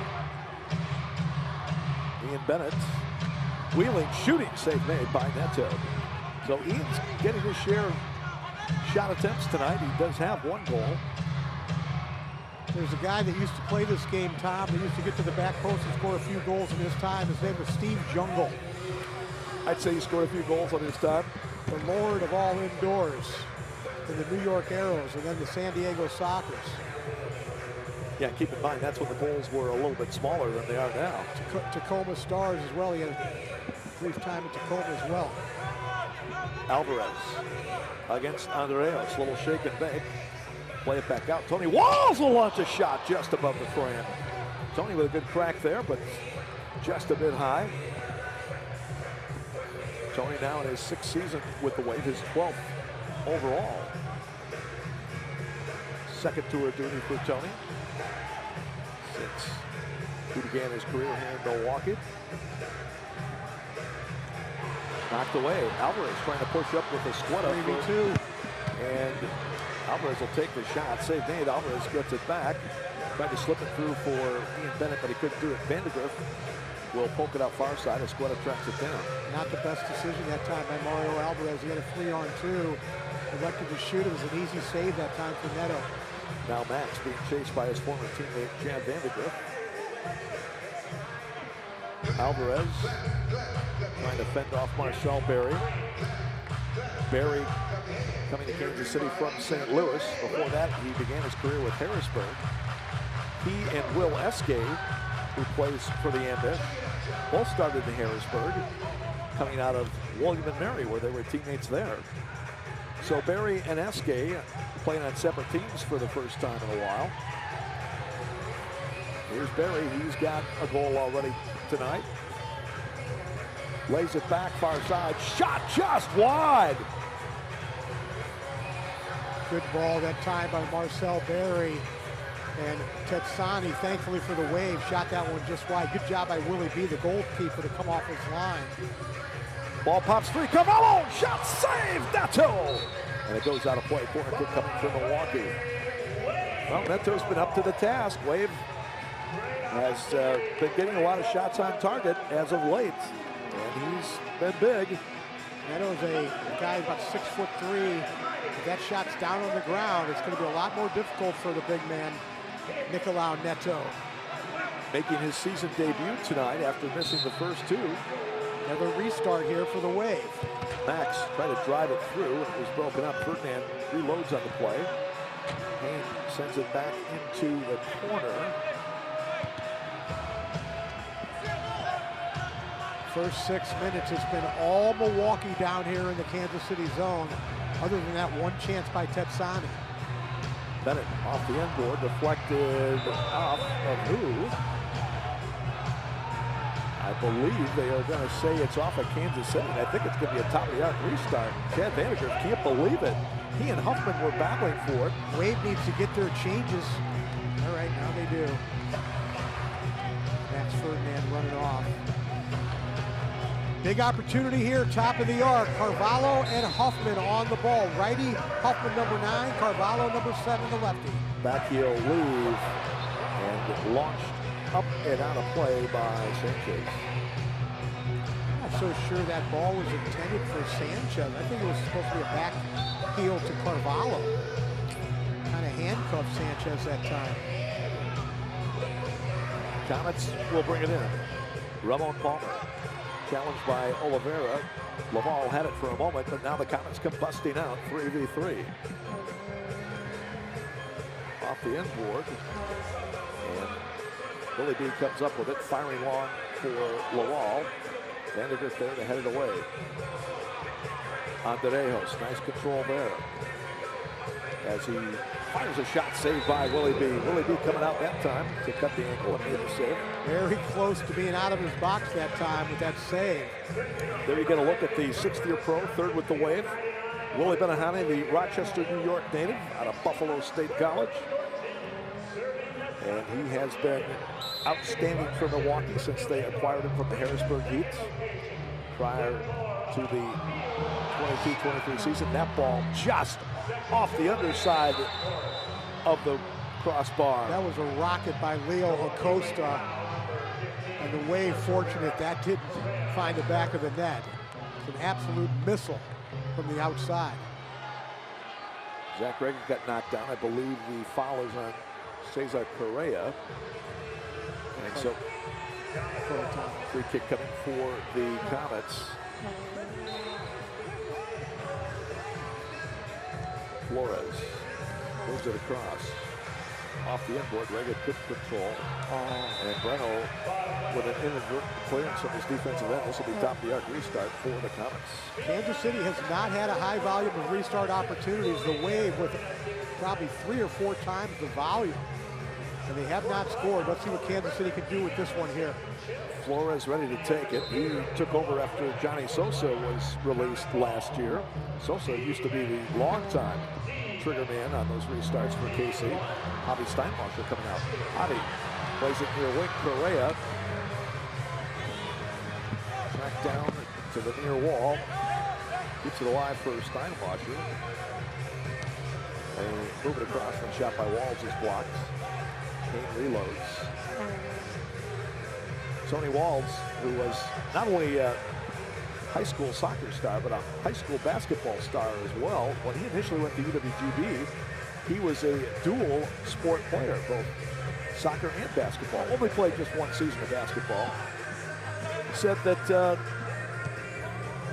he didn't figure he was going to get a growth spurt that was going to help him out too much basketball-wise.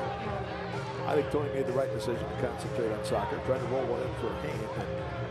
Well, earlier this afternoon, just across the street, we had Marquette, Wisconsin. Sanchez with a drive that's knocked out of there by Neto. Great save that time by Neto with the right arm to deny Sanchez. Neto has definitely done his work here in the last couple of periods. Wave outshot the Comets 10-0 in the second period. They had a 14-10 advantage in shots in the first half to Milwaukee. In this first half of the third quarter, it's been all Milwaukee.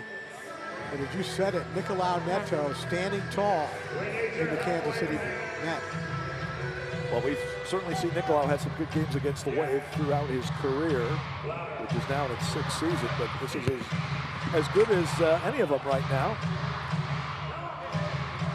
Alvarez will pick up the loose change at the line. Sanchez shot is blocked. Alvarez able to get back up. Flores had the initial block there. Wave again controlling the possession.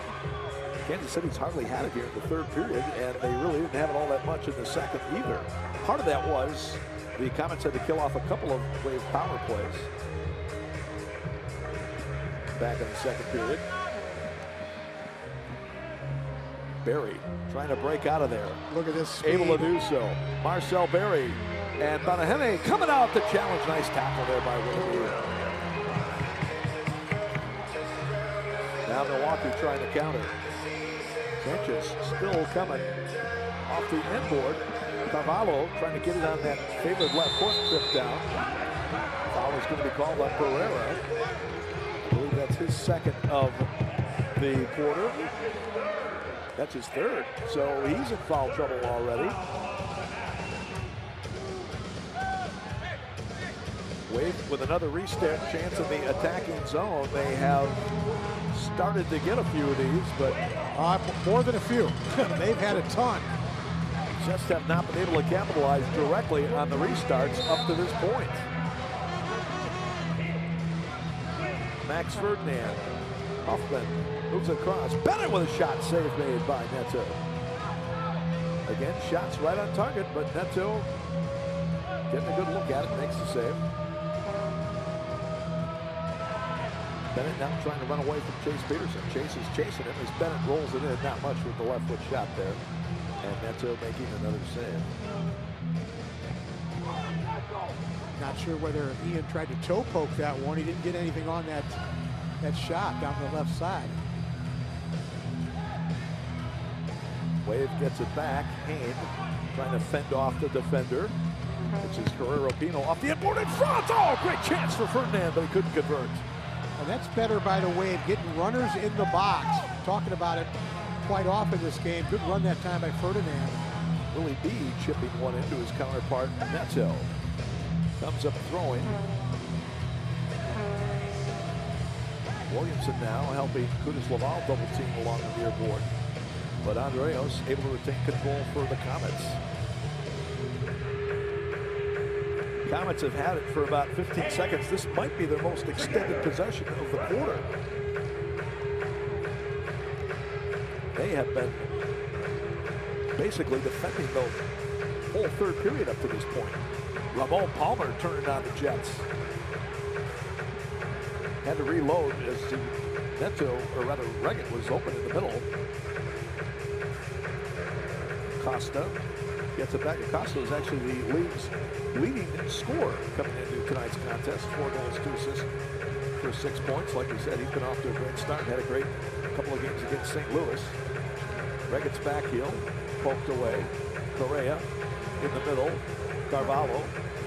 Judas Lawal. And Tetsani breaks that one up. Willie B trying to play it up on the far board, but Vandergrift there to intercede. Now Reggett got it on the left foot, but drove it wide. Reggett, one of those guys, when he gets it on the left foot, anytime seemingly he's on his offensive half of midfield. Yeah, he's extremely dangerous when it's on that left foot.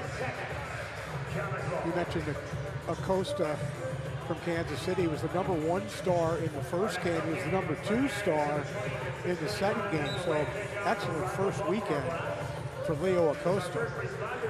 That man right there. Shot is blocked. Acosta was 22 years old. He's in his second season. Last year, 21 games, he had 18 goals and 6 assists for 24 points. And we will have our media timeout. So we'll take a break. 3:22 left to go in the third period. It's still Kansas City 4, Milwaukee 2 on the CBS Sports Golazo Network. Live around the world on Paramount Plus. You're watching the Major Arena Soccer League.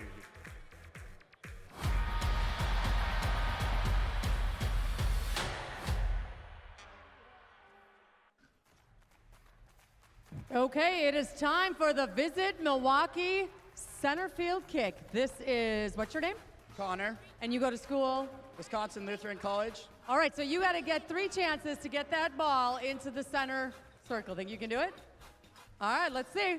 Let's cheer him on, fans.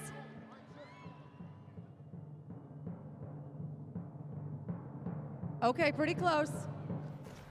There we go. Oh, Connor! Oh my goodness! Hold on, buddy, hold on. That was beautiful. Wait a minute. Wait a minute. On the 10-year anniversary, the only other person to hit this shot has been Giannis Antetokounmpo when he was 18 years old, and now he has done it in 10 years. That is a true story, Connor. Congratulations. Thank you very much. Thank you, Visit Milwaukee. Learn more about the student section. Go to visitmilwaukee.com. Wow.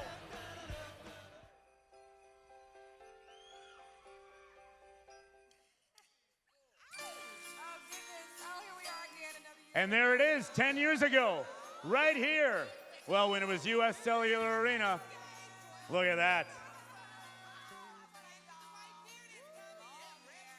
Look at that. Back when Brad had blue hair, look at Giannis at 18 years old.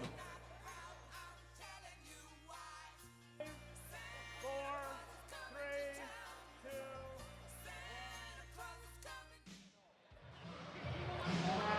2. Still 4-2, Kansas City leading Milwaukee.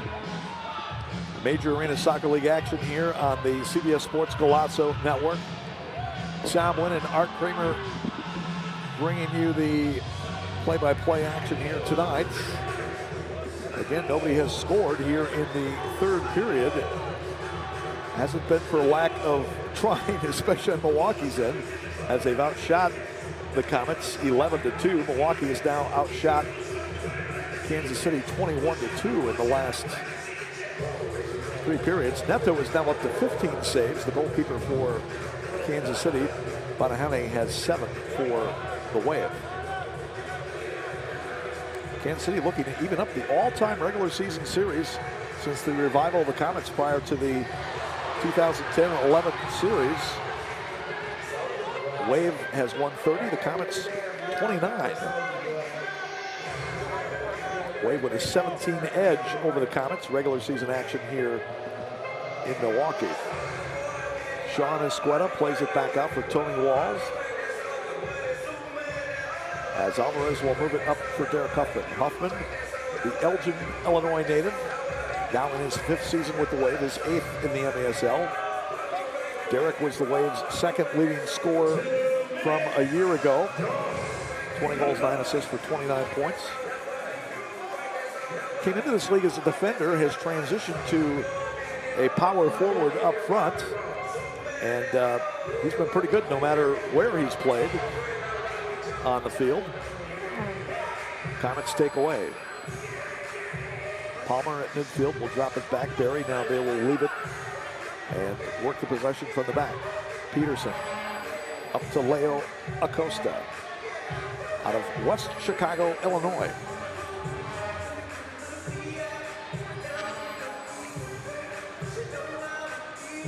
Reagan. Zach with a couple of goals tonight. He had goals 1 and 3 for the Comets in their early run, scoring 3 times in the first 5:49 to jump out to a 3-0 lead. Better possession here the last 5 minutes of this quarter by Kansas City. Yeah, it was all Wave, really, for the first 10 minutes or so as far as controlling the possession for this third quarter. Less than a minute to go. Tetsani touches through Reggett. Now Bennett will track it down. Ian and Escueta both trying to get it. Finally squirts through. Bonahane picks it up. You said it, Tom. Nicolau Neto has been very sharp in goal for Kansas City, and there was a little pressure on Neto coming into this game. I'll hold my thought here. Ferdinand trying to drive it across. Vandergriff able to block the pass. Max gets it back. Off the inboard. Oh! And almost knocked in by Andreas on an own goal. Less than 10 now, Acosta. Yeah, there was pressure on Neto because Philip Ejimadu, the backup goalie, the first 2 games he was unreal, and you start thinking, well, is he going to be pushing Neto for the starting spot here as the #1 keeper? But Neto has come out tonight and solidified himself as that #1. So no goals scored in the third. We go to the fourth. It's still Kansas City 4, Milwaukee 2, the Major Arena Soccer League on CBS Sports Golazo Network.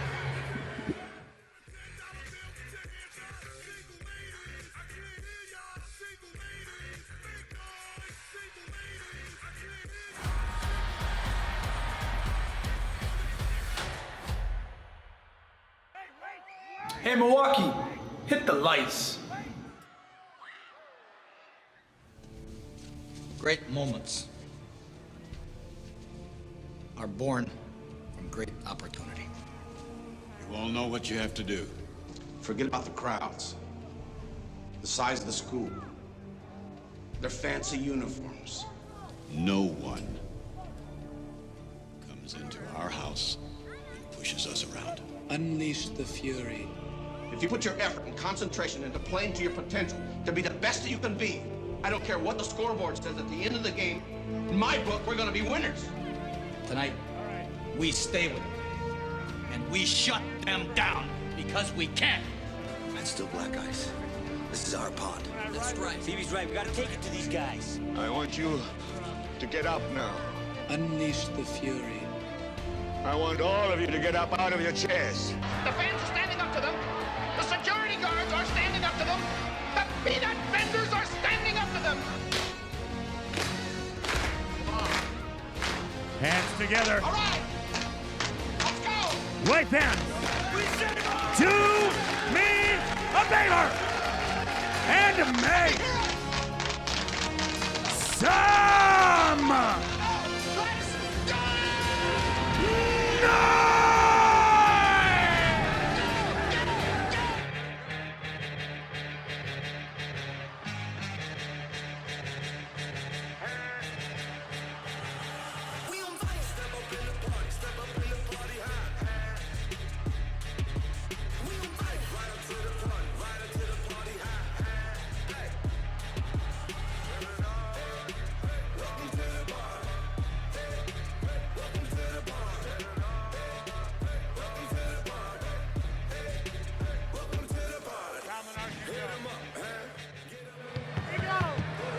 All right, ready for the start of the fourth quarter.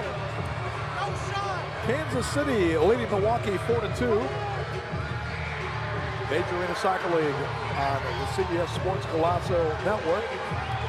Remember, you can catch MASL Monday every Monday night on MASL TV on YouTube and CBS Sports Golazo Network. Alex Basadowski and Phil Levanko are joined each week by special guests from across the league to recap the weekend's games and discuss the league's hot topics. And If you disagree with the call tonight, you might just see it on the MASL's most controversial show, Under Review, with Phil Lavaco and MASL head referee Ryan Siggich. Catch it every Friday on YouTube.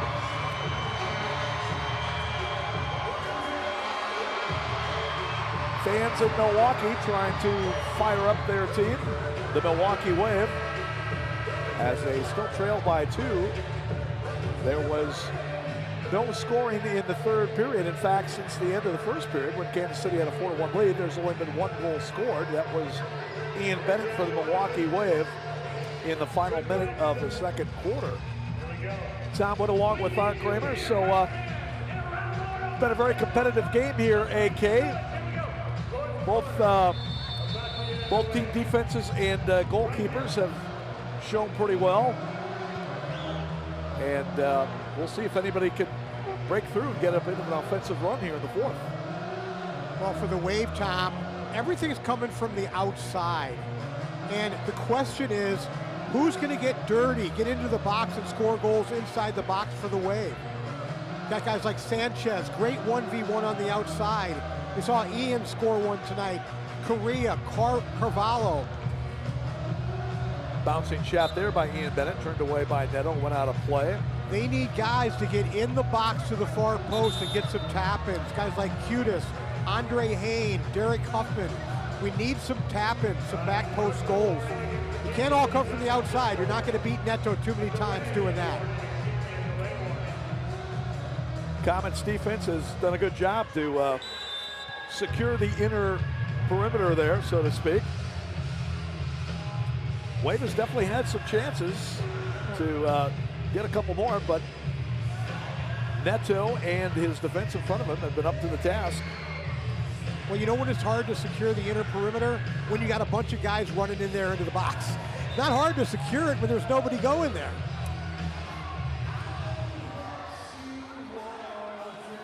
Whistle on the play, and this is going to go against the Wave, I guess. It was unclear who the foul was against. Kyle Trimble, the official, stepping in there as Cesar Correa is in discussion with him. Apparently a foul against Cesar. You're right, Tom. I like the makeup of Kansas City's team defensively. Look at Chad Vandegrift and Pino. Those guys are great stay-at-home defenders. Nacho has been a nice addition to the back for him as well. So their backline players are stay-at-home guys that played really well.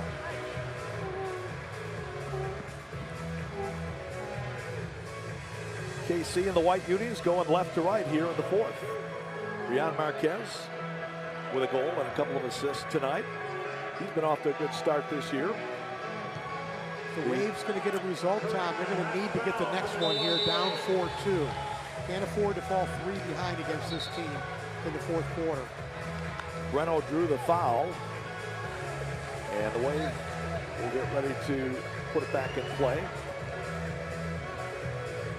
Ferdinand to the near wing for Sanchez, getting harassed by Marcel Berry. Ferdinand up on the wall for Huffman. Good job by Derek to keep the possession. Now Breno. Breno coming back after a torn ACL from a season ago. He's looked pretty good physically. We got a little bit worried when he took a spill in the first half, but came out of it okay.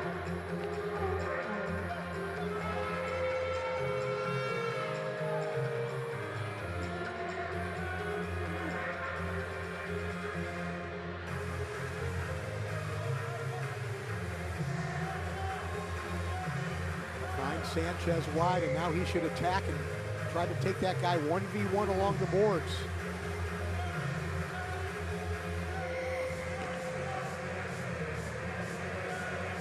Next game's coming up on the CBS Sports Golasso Network for the Major Arena Soccer League will be this upcoming weekend. Friday night, Utica FC will be in Ontario, California, to take on the Empire Strikers. And then the very next night, as Neto punches that one away off the end board. Here's loose ball for Danny, scores! Giveaway by the Comets, and Milwaukee back within one at 4-3. Max Ferdinand that time running off. As you said, a giveaway by the Comets. I believe that was Peterson. gave that one away, but that's just what the doctor ordered from the Wave. Max Ferdinand getting into the box and getting an easy one. Mad Max beyond the Thunderdome. It's actually Andreos that time. He thought that Andreos thought Peterson was going to come to it, but Andreos actually mishit that pass.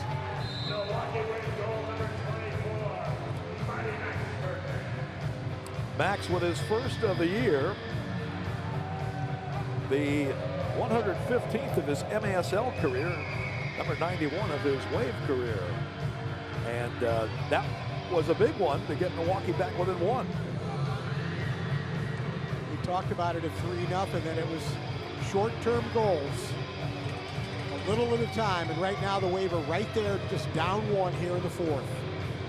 Kudus Laval slides it across, passes behind Esqueta. He's got to reload on it. Now Robbie Williamson making his debut for Milwaukee tonight. Steinwasser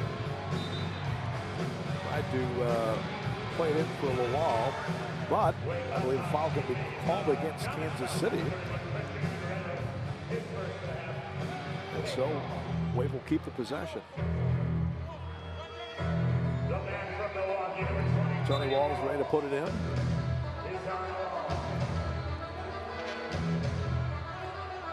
Back for his defensive partner, Williamson. Into the zone for Lawal. Vandergriff able to seal off Kudus, and Neto picks it up. Neto has had a very busy season debut tonight. 16 saves for the first 3 periods. Here's Marquez getting away from Williamson, and he muscles his way in for the goal. Huge goal for Kansas City. They lead it 5-3.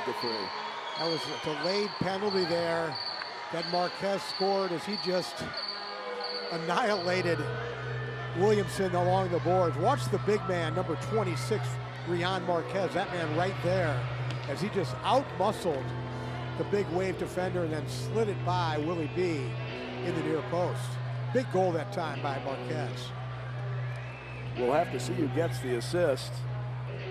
Well, you know, Marquez, we've seen him do that to a few defenders over the years. And Williamson, a big guy, there's no question that, you know, Robbie, one of the bigger defenders in this league, and Marquez still able to just out-muscle him and create the opportunity. Back heel flick, Heen looking for Sanchez down the middle. Poked away by Pino, but Oliveira got it back from Milwaukee, trying to drive one in off the board, but Neto able to get it. Typically, you're not too concerned when Marquez is that far away from goal, but unfortunately, Williamson let him get goal side and turn. Oh, that one comes off above the frame, and Reggett almost redirected in.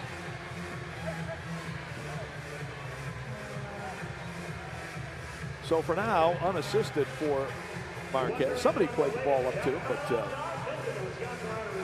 we probably won't find out until later. Kane trying to back his way down against Flores.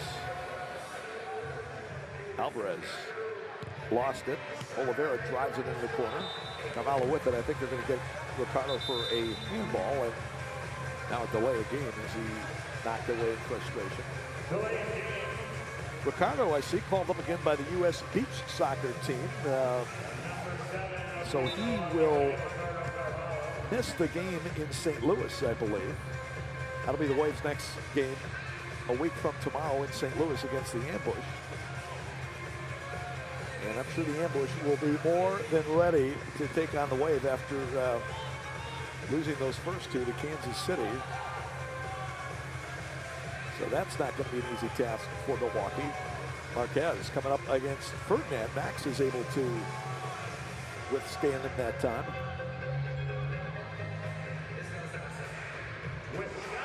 Now top of the area, shot, save. Willie B got a piece of that one. Good turn that time at number 5, Ramon Palmer for Kansas City. As you said, big save that time by Willie B to keep score right where it's at. Mark that one down with 9:16 remaining if the Wave is able to come back. Now, whistle, and I believe the Comets are going to take a timeout. So KC will take a timeout with 9:16 left to go. We'll keep it right here. So as I was saying before, Art, we've got the Utica at Empire game coming up on Friday night, and then Saturday night on the CBS Sports Golazo Network. The regular season debut of Front Wave Arena in San Diego as the Sockers will be hosting Utica. That's going to be a tough weekend for Utica FC, no doubt, to start their season. But, boy, it should be a couple of great games on the West Coast for all the fans that check out there. Yeah, my former teammate, Sean Bowers, the president and general manager over there in San Diego, has done a great job. I played with him when he was a rookie in Detroit. They won the championship, by the way. Actually, I got cut for them to add Sean. True story. I got cut for them to add Sean, and then they won the championship. I had a few share of championships, though, Tom. I'm not complaining, that's for sure. Well, I'm sure Rockers management was thinking we could have won it a lot easier if we would have kept Coach Kramer along with Sean Bowers. No, it actually was Sean Bowers and Timmy Ernst. Timmy's a St. Louis guy. I'm from St. Louis. And Brian Tinney, the English coach, said, hey, Art, I'm paying you this, and I can pay two guys the same salary as yours. And so that's the business part of it. And good move by Tinney. He ended up winning the championship. I had a fun rest of the season in Tulsa, though. That was a nice place to play. Yeah, no doubt. And with Victor Moreland. Rugged with a shot blocked. And there's into his Milwaukee counterpart, Tony Walls, that time.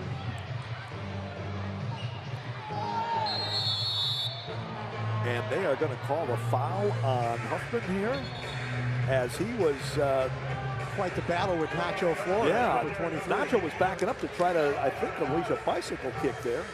He fanned on it, but drew the foul, and now great chance here as we check it out. Yeah, you can see Derek got the arm around him. And nice defense there by Correa to break up that restart. The referee needs to walk him back 5 yards. It was about 2 yards away on that restart. Still a 2-goal advantage for Kansas City. A cross-step midfield for a Reggett double team. Wade, there's 6 men on. Kansas City got away with too many men. I thought I saw Nick Ramos hold up the card, but now maybe he's waving it off. Here's a long ball toward the empty net. Oh my gosh.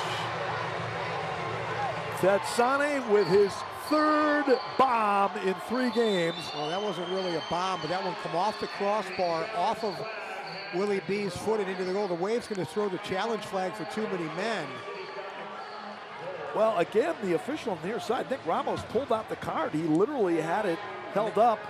And that's what Willie B is saying, that he thought there was a 2-minute delayed penalty, and that's why he was out of his goal. You could see Willie saying that. Now, if Ramos had the card out, then that needs to be the call. You can't pull the card out. The goalie runs off, and then he gets caught out of his goal. So we've got a video review with 6:26 gone by here in the 4th period. Nonetheless, that was so you thought he pulled the card out, huh? I mean, let's see if you're right there. You thought there was too many men and pulled the card out. I don't know if there was too many men, but I definitely saw Ramos pull out the card. Well, if the card's pulled out of his pocket and the goalkeeper sees that, he's coming to the bench.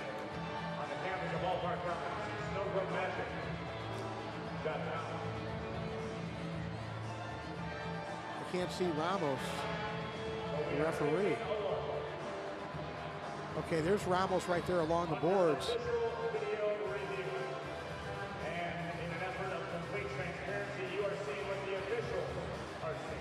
Yeah, I don't know if we're going to get it. The video the video image of Nick Ramos pulling out the card. See, there's the 6th man on the field right there, Tetsani. You can see the Wave bench, especially with the coaching staff. Tenzin Rampa, very demonstrative. Because I think Reggett thought that Tetsani was coming off. He stayed on. All this happening with 8:34 to go in the 4th quarter. If they If they don't overturn it, it's going to be a goal for Kansas City and a 6-3 lead. They keep rewinding it a little bit further. You're going to see that where Tetsani jumped on.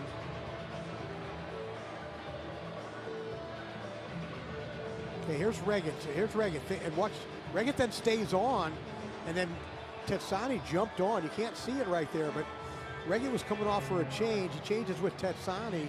Tetsani's on there. That's Reagan's change. And now Reagan goes off. Now they got 5 on. They had too many men on. So we'll see what they discern. The two you got to look at is Reagan and Tetsani, because they change with each other. And there's Reagan and Tetsani. Reagan's just coming off now. Tetsani's already on the field. And this could be a very critical sequence here for the Wave, because it definitely is. If it's not called, it's going to be a goal for Kansas City. Tetsani is actually the one who's going to score. Now watch. Well, they don't have too many on now. The concern.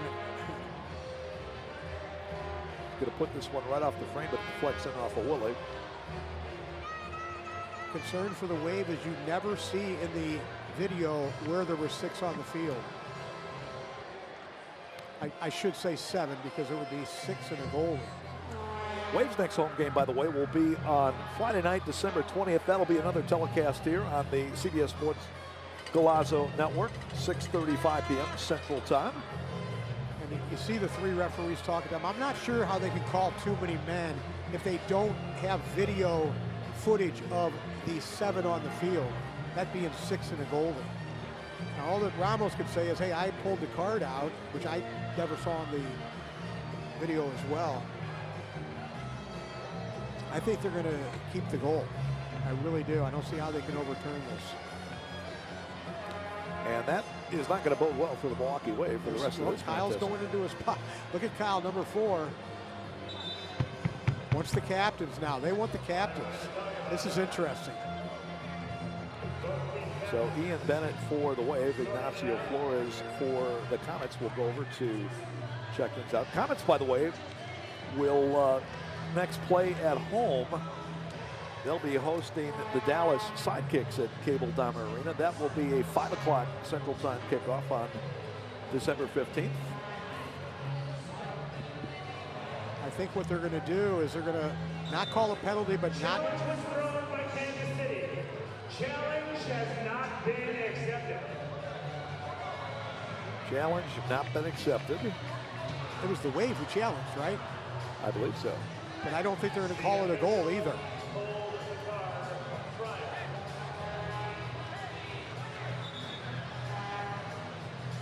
I think what it's going to be Kansas City's ball.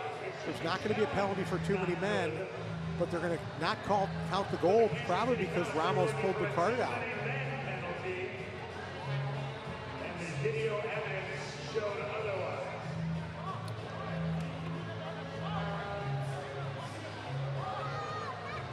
Well, they haven't taken it off the board yet, but the way Kansas City's reacting, it would seem like they told them, sorry guys, we're not going to count the goal.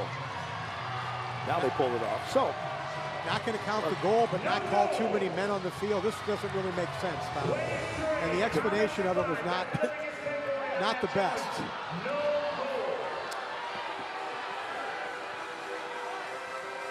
Because if the challenge wasn't accepted, then it would have been a goal, correct? It was the Wave who challenged. Curtis Lawal going to get called for a foul there. Big call there. It was a huge call.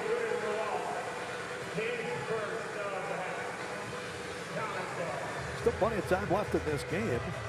Just over 8 minutes.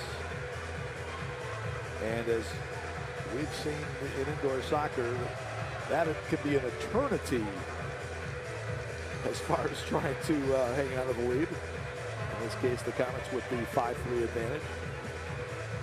Marquez trying to post up against Tony Walls. Tony doing everything he can to defend against the big man. Out it comes, and a dipping shot by Acosta. Might have been deflected, goes wide. Curtis Lawal with it. Up for Carvalho. Ricardo, he got cut off by Acosta. Now it'll trickle through to Neto. Frustrating night for Ricardo. Has been held off the scorecard so far.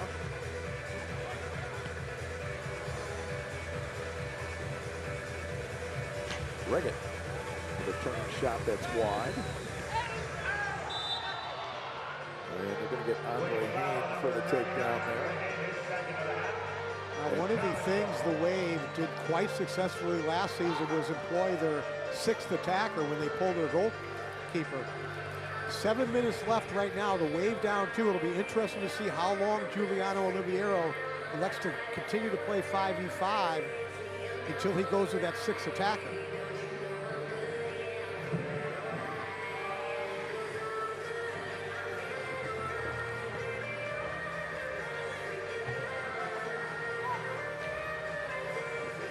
Reggett nudges it to the middle. Sanchez got a touch from Milwaukee. Now Hain will drop it back.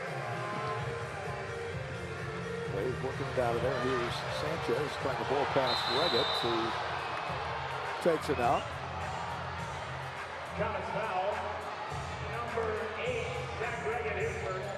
First on Reggett in this half. Zach's had another fine game here in Milwaukee in front of his group of fans from Kenosha. For those of you who don't know, Kenosha probably about, what would you say, Art? Depending where you are, a half hour away from Milwaukee, maybe 35 minutes, depending. Yep, exactly. What part of town you're going to. Good soccer town, Kenosha. Kenosha Soccer Club has had a fine organization there for many years. Well, Zach's dad started the Kenosha Soccer Club. And there was another one, a guy by the name of Troy Fabiani. Oh yeah, I remember Troy played a year with the Wave. It was the Parkside, I believe. Back in the 90s. Troy Fabiani out of Robert Morris University. Same school that produced David Boxer. Actually, Zach played for SC Wave. He played for Sean Amini, who's a longtime local soccer coach and executive. Did a nice job helping to develop him. He came out of Bradford High School as that shot by Oliveira is off target, and then played at Trinity International University in Deerfield. 5.5 here, Tom. Going to be thinking about 6th attacker pretty soon here. It might be right now. So we get our 4th quarter media timeout. 5:33 left to go. Kansas City 5, Milwaukee 3. The MASL on the CBS Sports Palazzo Network.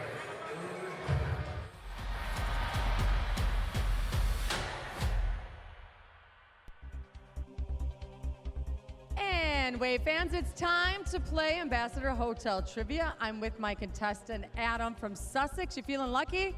Very lucky. All right, so here is your question. On average, how many Christmas lights are sold each year? Is it A, 150 million, B, 80 million, C, 200 million, or D, 113 million Christmas lights? I'm going with D. All right, Adam thinks it's D, 113 million. Let's see. Oh, close. A, 150 million, but thank you for playing Ambassador Trivia Van.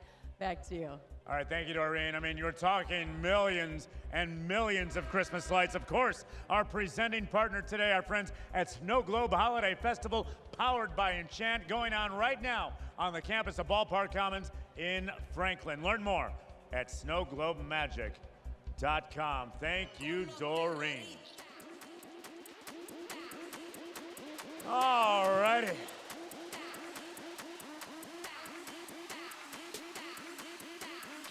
Milwaukee Wave ball.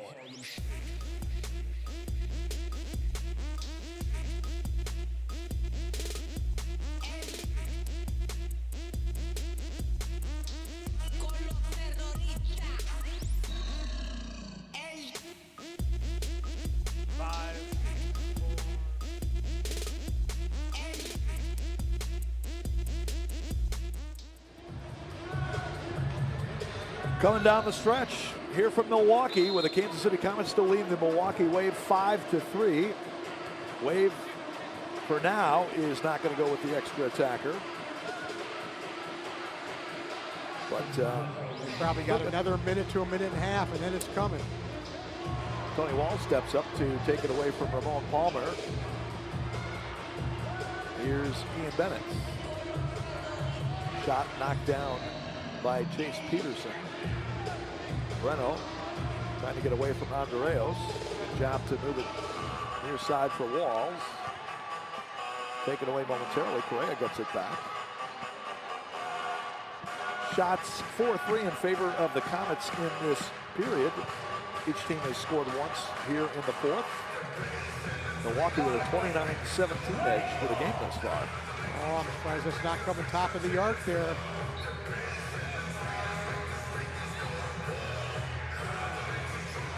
Sanchez will play it across.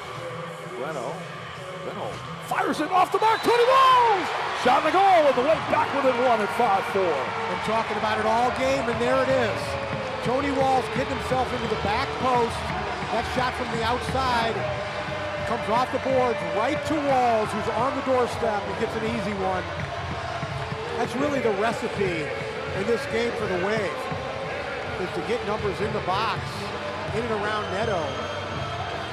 And this is a perfect example right there. Look where Walls gets right into the back post and has an easy tap in. I've been begging for that time the whole game. And there it is. Tony Walls hurt you as he gets his 94th career goal in the MASL, his 34th with the Wave. The assist going to Breno Oliveira at 10:25. All right, it's a one-goal game again. And that sixth attacker just got pushed back another couple minutes now. 4.5. If the Wave's still down one, it'd probably be out to the 2.5-minute mark where Giuliano would pull that goal in. Lucas Lawal will move it up to Escueta. Now Steinwasser with Vandergrift defending off the far wall. Nice job, Williamson, to step up and play it away from Acosta. There you go, turn your hips. Kudis trying to get past. Good step up by Neto to clear it away. Wave keeps his own. Escueta with a shot! Oh, just over the top. Oh, Sean had a great look there, but unfortunately just a bit high. Had Q at the back post, too.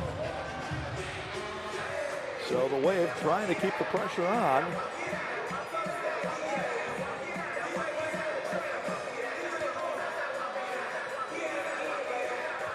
We've seen a good one here tonight from Panther Arena. Uh-oh, Marquez turns, shoots, but he's wide on the mark. Correa. 3-on-2. Cesar trying to push up. Vandergrift slides out to knock it away. Boy, great tackle there by Chad Vandergrift. A little bit of contact, but Chad making the play there. That's one of the reasons why he's been one of the great defenders in this league. Former defender of the year. Good step by Walls. Wade might think about getting their sixth attacker on now. 3 minutes left. Trying to see if anybody's put on the jersey yet. I've not seen it down low. Again, you've got a couple different guys. Alvarez, Oliveira, who could fulfill that role. Looks like Ricardo Carvalho now has donned the jersey. Ricardo, another one very capable in that sixth attacker role. And they're going to get Ian Bennett for a hold. Not a smart foul there. 2.5 left. Wave's got to get possession, call timeout, get their sixth attacker on. Neto will move it up along the board. Alvarez cuts it off. Mario will play it up for Ian Bennett, but couldn't control. Neto will clear it out. Breno goes up to head it away, and Andreas ball for the foul. See if Giuliano wants to take a timeout here. The Wave needs to get their sixth attacker on. There it is. There's the timeout. So the Wave will take the timeout. As you see, Christian Andreas track his way back to the Kansas City side, and meanwhile, Ian Bennett and Guerrero Rapino were having a couple of words, but they break it up for now. So sixth attacker time here, Tom, and the keys for the Wave. Number one, keep the ball in play. You don't want your shots going out of play and giving Kansas City a free goalkeeper distribution. Make sure you don't foul in the attacking zone. limit the silly fouls in the attacking zone, and then get numbers into the penalty area in front of Neto. Got 2:22 here to tie this game up. So Ricardo Cavallo has put on the 6th attacker jersey. We would expect him to come out and be out there when the Wave restarts it. Milwaukee was one of the most effective 6th attacking teams last year, especially second half of the year, and especially against Kansas City. Some of the fans can recall, if you watched the game on CBS Sports Golazo last year, our game 2 of that series, best of 3, Wave was down 5-0 going to the 4th, then 6-0, and then rallied back with 7 consecutive 6th attacker goals to take the lead. Kansas City eventually tied it up and then won in overtime against the 6th attacker, but that was the most remarkable run of 6th attacking that we've ever seen in the history of indoor soccer. Yeah, it was crazy. It was really gutsy by Giuliano to coach that way, but it was quite successful. Here you see Giuliano with the clipboard right there. You know, Kansas City, they got Andreas, they got Marcel Berry, they got Ramon Palmer. They like to pressure out high. As soon as you bypass those 3, attack the end board. Monterey did that so well last year on their 6th attacker, but when they want to press you out high, don't keep backing out. You're just wasting time. It's not a power play. It's 6th attacker. You got 2 more men on the field than you would a power play, 1 for each team. Empty net to the right as we face it, and right away the Comets putting on the pressure. Pino should be long toward Andreas as Carvalho comes out to head it away. Wave trying to get back to get it away. Tizani still with it. Great job there to maintain control. Rather Marcel Berry, I should say. Great job to control for Kansas City. And now the Comets using up a little bit of the clock. Wave gets it back. Now you got to attack. Sanchez up on the near wall, and KC breaks it up. So the Comets doing well defending against 6th attack. Andre Hain had to limp off to the bench, so that took a few seconds to get somebody else down. Pino on a 3-2, got past Correa and did not get the shot off it. Picked up by Carvalho, who is run over by Ramon Palmer, but they keep going. Bennett up ahead for Huffman trying to come in, but Neto there to challenge. Cleared downfield. Wave still has 1:10 left to go. First time they've really been able to set up on their offensive half with the extra attacker. Needing a goal to tie. Sanchez drives it across, it's cleared out. Correa gets it. Correa, Carvalho, and Alvarez across the top. You've got Huffman, Bennett, and Sanchez on the, what would be the lower third.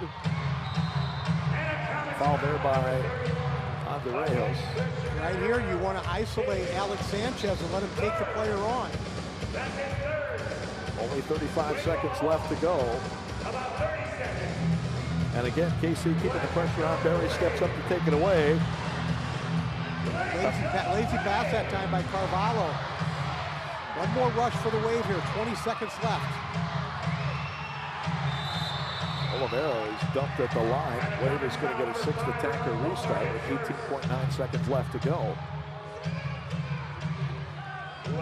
Kansas City has taken their share of fouls here in the second half, but nobody that's reached the 4 foul limit in the half. You got a 2v1 to Oliveira's right with Carvalho and Huffman. There it is. Now 15 seconds to go. Alvarez chips it in. Huffman trying to get position. Bangs it off the board. In front of the goal! Ricardo Cavallo ties it up at 5 apiece. Well executed that time by the Wave. It was Carvalho. You said he's been at a rough game here tonight, but he gets the game-tying equalizer with 8 seconds left. Got himself where, Tom? Right in the middle of the box. That's where you're going to score goals in this league, and the Wave has figured it out here in the 4th quarter, just in time to tie this one up. 6th attacker goal at 14-52. I believe Huffman will get credit for the assist. Played it off the end board, and Nettle might have got a fingertip. Nettle swatted that ball forward right to Carvalho, and Ricardo made no mistake. Remember when it was 3-0 time, what we talked about? And here we are with 8 seconds left in this one, and the Wave has equalized at 5. Comets kick it off, headed away by Milwaukee, and we are going to overtime. So hang with us, fans. Golden goal, overtime.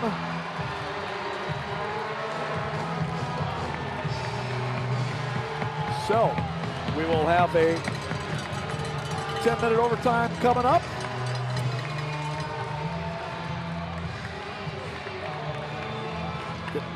All right, let's get ready to send it down to Van McNeil. All right, Wave fans, live around the world on Paramount Plus, CBS Sports Golazo Network, bringing the excitement. This is what the Major Arena Soccer League is all about. So here's what's going to happen.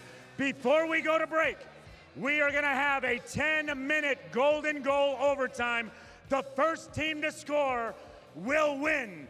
Will it be the Kansas City Comets? Will it be your Milwaukee Wave? We will find out live and next right here on Paramount Plus. You're watching the Major Arena Soccer League. We'll be right back live from Milwaukee.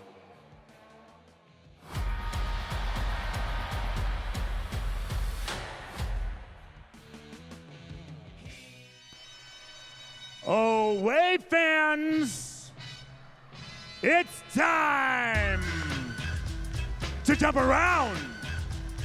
Here we go.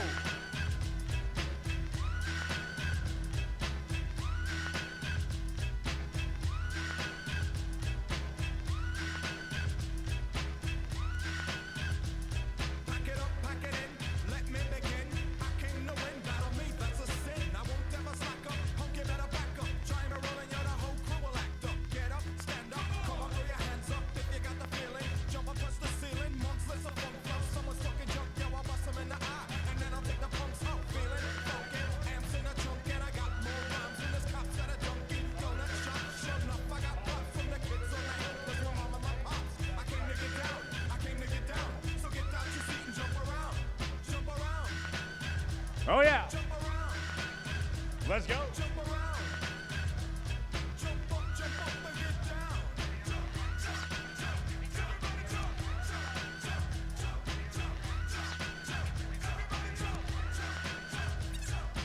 Let's go Wave.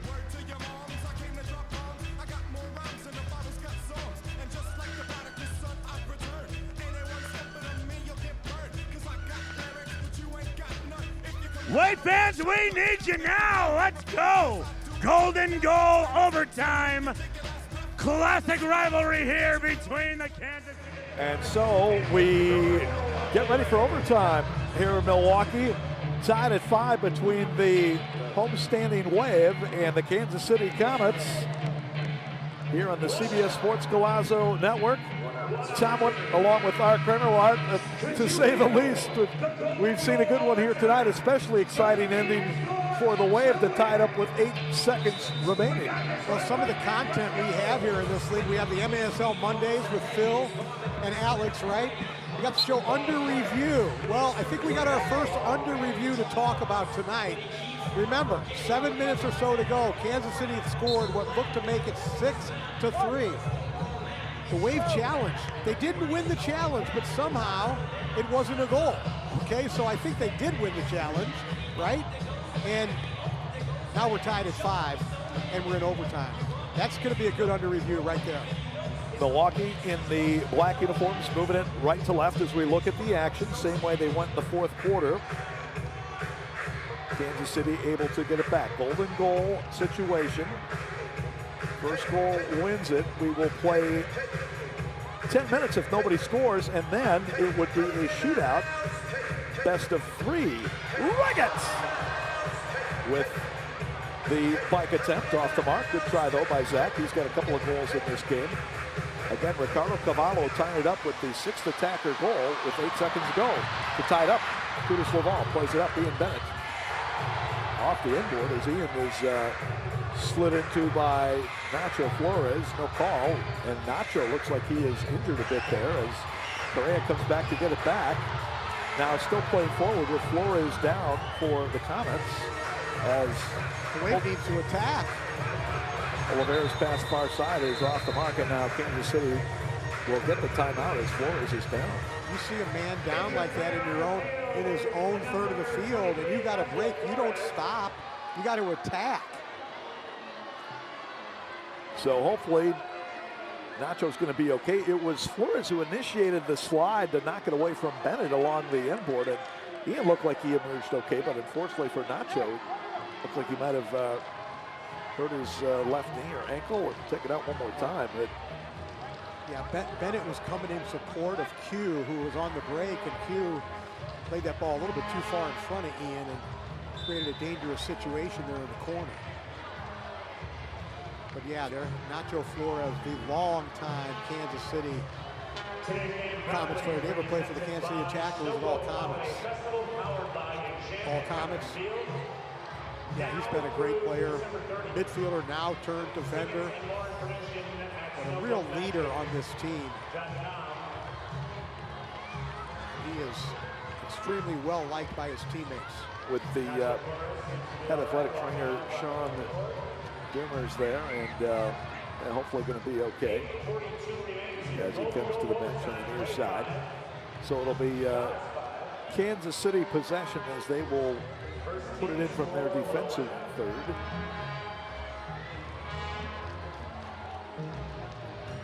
Willie Benahane, he has anchored Milwaukee's defense tonight.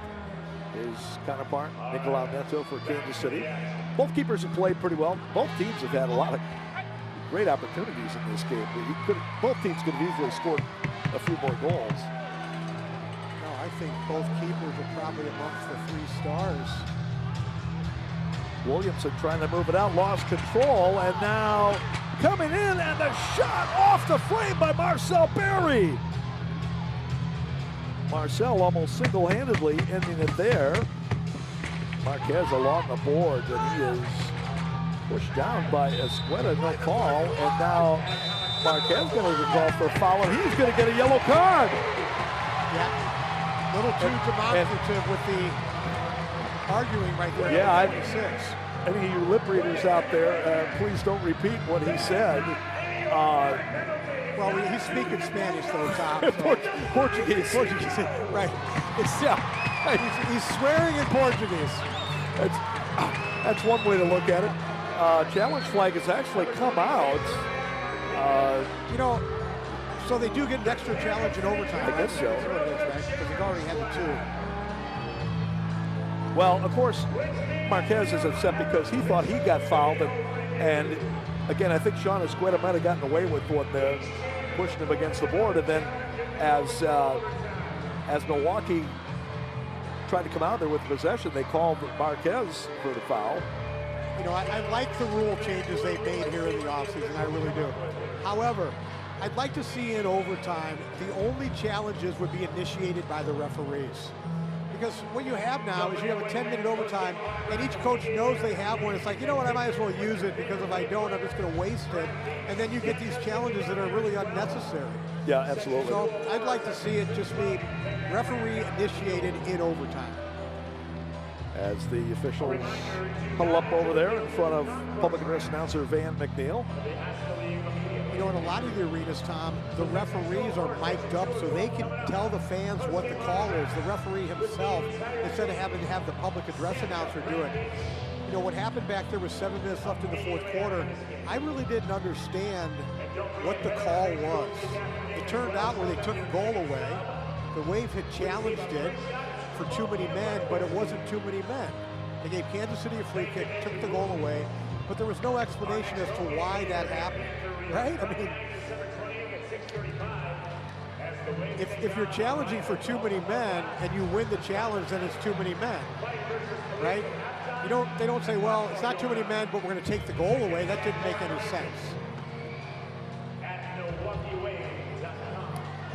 So after checking out the video right there, you saw again Marquez committing the foul, called for the foul after he was pushed a bit by Sean Escueta. And by the way, that man right there, Kyle Trimble, one of the best referees in indoor soccer. Rich Grady, one of his partners, another one who's been around for a long, long time. Excellent referee. And then Nick Ramos is the third official here tonight as well. They've done a really good job.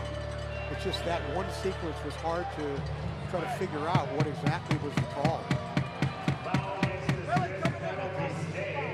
So the 5-minute yellow card will stay for Ryan Marquez. He'll be out of the gate for 5 minutes. However, there is a foul assessed against the Wave, and the Comets are going to get a restart here from the near corner. So still might turn out okay for Kansas City if they score in this situation. Acosta, nice turn there, fires a shot off the frame, rebound, follow! Loose in the middle! And a great play by Huffman to clear it out. Wow, what a play there by Derek Huffman, scrambling to clear that ball out. Great play that time by Huff to stop to clear that one out. Derek, as you said, he's a former defender, was moved to the target position. If there was one knock on Derek, it was his transition defensively. You saw right there, great work that time by number 9, Derek Huffman. Now, Pino going to get called for the foul from KC, so Milwaukee will get the restart out near the line. Again, golden goal overtime. Next goal wins it. We've played 2 minutes and 9 seconds thus far. Wade's going to take a timeout here, set up the restart. Well, I think the old adage, Art, when you get to overtime and you get your first attacking zone restart, whenever it is, you take a timeout. Keith Tozer, who's now the commissioner of the league and coached the Wave for 22 years. I know that was one of his guiding overtime timeout principles. Yeah, I don't necessarily think the first one you get, you automatically take a timeout. I think it needs to be in a dangerous position. This one right here, it's what we call a tweener. So it's not right in the middle of the field. It's not along the board. It's in between, okay? A little bit high out for me. I'd like to see it a little bit deeper. You still got 8 minutes left in this overtime period. But, hey, that's why I'm up here, and Jules is making the big bucks downstairs on the bench as the coach. Let's see what he draws up here. So this crowd here tonight, Milwaukee, has seen a thriller, just like everybody else, on the CBS Sports Golazo Network. And don't forget, this upcoming weekend, we'll have 2 more games for you here on CBS Sports Golazo. It'll be Utica at Empire on Friday night, and then Utica at San Diego for the regular season debut of the new Front Wave Arena in San Diego on Saturday night. And a couple of big games, both home openers for those teams. Catch all the action. Of course, you'll have Philly and the Doctor on the call in Empire. And Panda. Don't forget about Panda. And Panda as well. And then Craig Elston, I believe, will be on the call in San Diego on Saturday night. The legendary Craig Elston. No doubt. Into the corner, Haynes lost it. Well, I'll tell you, Wade didn't get much out of that timeout for the restart. KC trying to come back. Past the middle is just behind. Milwaukee moves it up. Sanchez nudges ahead for Oliveira, but it's cut off and deflected back. I thought that one climbed up over the glass, but they say no, and they'll play on. Wave got a break there. Here comes Sanchez. Sanchez wants to set up for the shot, but the Comets wouldn't let him. He still got it. To the corner for Kudus. Oliveira keeps the zone, but it goes right to Barry. Back to Oliveira, trying to fend off Andrejos. And he'll play it back out for Alvarez. 3 minutes gone by here in the overtime. Ian wants Kudus to come to the corner. He does. Trying to hold off Vandergrift. and fakes the backfield. Turning shot blocked by Vanderbilt. Breno steps up to keep the zone. Kudus will fire a shot, and that's there to make the save. See, Kudus had that ball down in the corner. If he rolls it to the middle quicker, he's going to create a few more options. Riots with a shot just above the frame. Again, you always got to hold your breath when that guy gets it on the left foot. Tatani's shot is knocked down. Wave clears, but they can't control. And Willie B comes out to get that one. Trying to throw long for Carvalho. Nudges to the far side. Sanchez keeps it going. Sanchez still going, tripped down. Oh, that's a foul right there. And they say play on. Alex gets it back. 3-2 in the zone. No, but the pass across is broken up. Too bad. Good defensive win that time by Sanchez. If he plays the ball off the boards, he's got two guys wide open in front.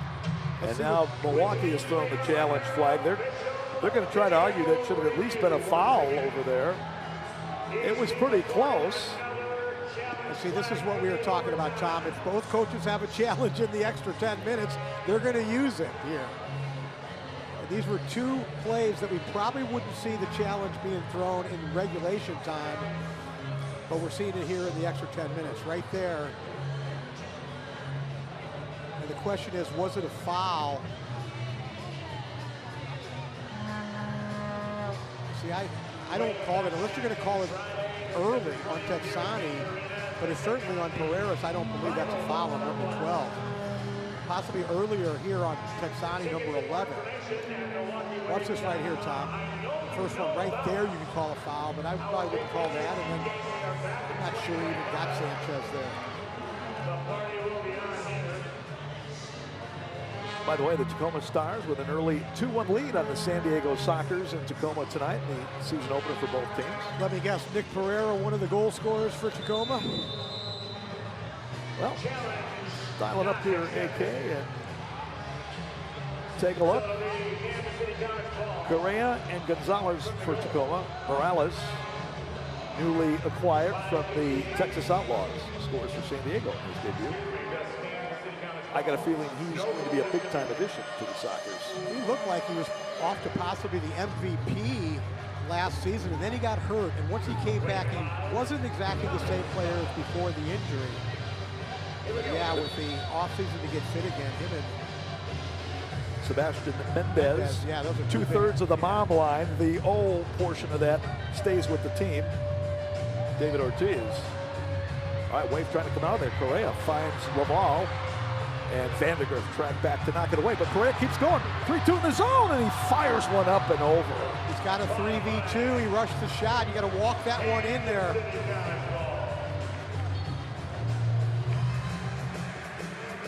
So the Comets will bring it back. Milwaukee out shooting. KC 33-18. Reggett with a shot just wide. Willie B might have got a piece of it, but you keep giving Zach Reggett that opportunity, he's going to bury it sooner or later. Willie B firing out, but nobody there except Nacho Flores.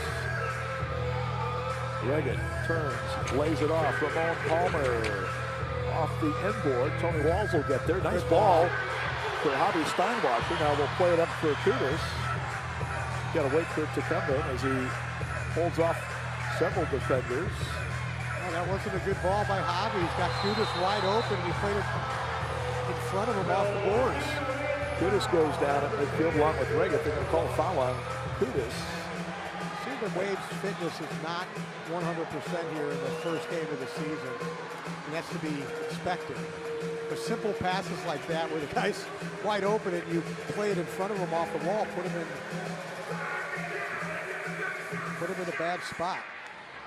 Ian Bennett, the Wave team captain, and with a goal tonight. His 395th of his MASL career, number 2 only to Frank Taillou of St. Louis, who's now got 405. 404 or 405, Tom? I'm not sure that first goal he scored against Kansas City was his goal. Yeah, I think you got a break on that one. Andreos shot near flame, and he just missed it. Christian Andreos, who has had a couple of game winners against Milwaukee in the past. Palmer trying to turn good D there by Alvarez. Now the Squid pokes it away. Challenged by Barry. And they play on. Good challenge there by Marcel Barry as he and Escueta went down.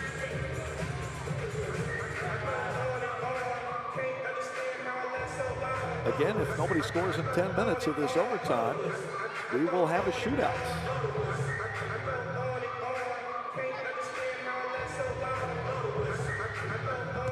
Good step up there, Alvarez, to momentarily take it away from Titsani. Huffman still pressuring him, but Titsani gets it back. Try to work 1-2 with Reggett. Willie B steps out to clear it away, but Acosta has it. Good defense by Robert Williamson to get his body in between Reggett and the ball. Reggett with it again as he works against Williamson. Robbie Williamson making his debut for the Wave tonight after 3 years in Harrisburg. Never missed a game with the Heat. Played all 72 regular season games in 3 seasons. Reggett trying to turn, he couldn't get much on it. On the right foot inboard pass. Williamson's done a decent job defensively. Other than the goal by Marquez, he's played pretty well marking their targets. Sanchez off the inboard. Correa far side. They had to wait for it to come back to him. Now Tony Walls. Tony had a goal. Sanchez got away. Sanchez coming in. Crosser to the goal! The Wave wins it tonight, 6-5. Ricardo Cavallo! Zach Reggett not happy down there by the Kansas City bench, but there it was for the Wave. Isolates Sanchez wide, he beats his opponent, and then finds Carvalho at the back post.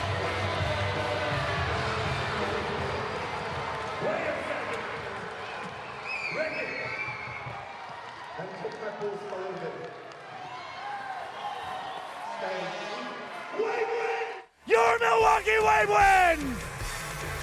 Oh, and Van McNeil hamming it up a little bit on the far side. Carvalho with his second of the night, so he gets the game time goal as a 6th attacker with 8 seconds to go, and then he scores at 7:13 of the OT off the assist from Sanchez, and the Milwaukee Wave wins it in dramatic fashion, 6-5. Art Kramer, what an opener tonight for the Wave, and what a game for everybody here on CBS Sports Golazo. It's amazing what happens when you get deep into the far post. Well, you score goals, and the Wave figured that out in the 4th quarter. They win it exactly like that in overtime.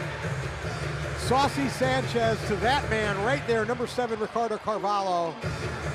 And the Wave with a hard-fought 6-5 winner here in overtime. Great effort by both teams tonight. Showcase game for the league. Had a little bit of everything tonight, AK, which makes for a great game. And obviously the Wave and the home fans are happy, but boy, Kansas City, I'll tell you, great effort by them. And they obviously are looking like a team that's going to be a major contender for the championship this year. I think both these teams, and you saw it last year, these are the 2 finalists in the Eastern Conference, and they put on a show here tonight.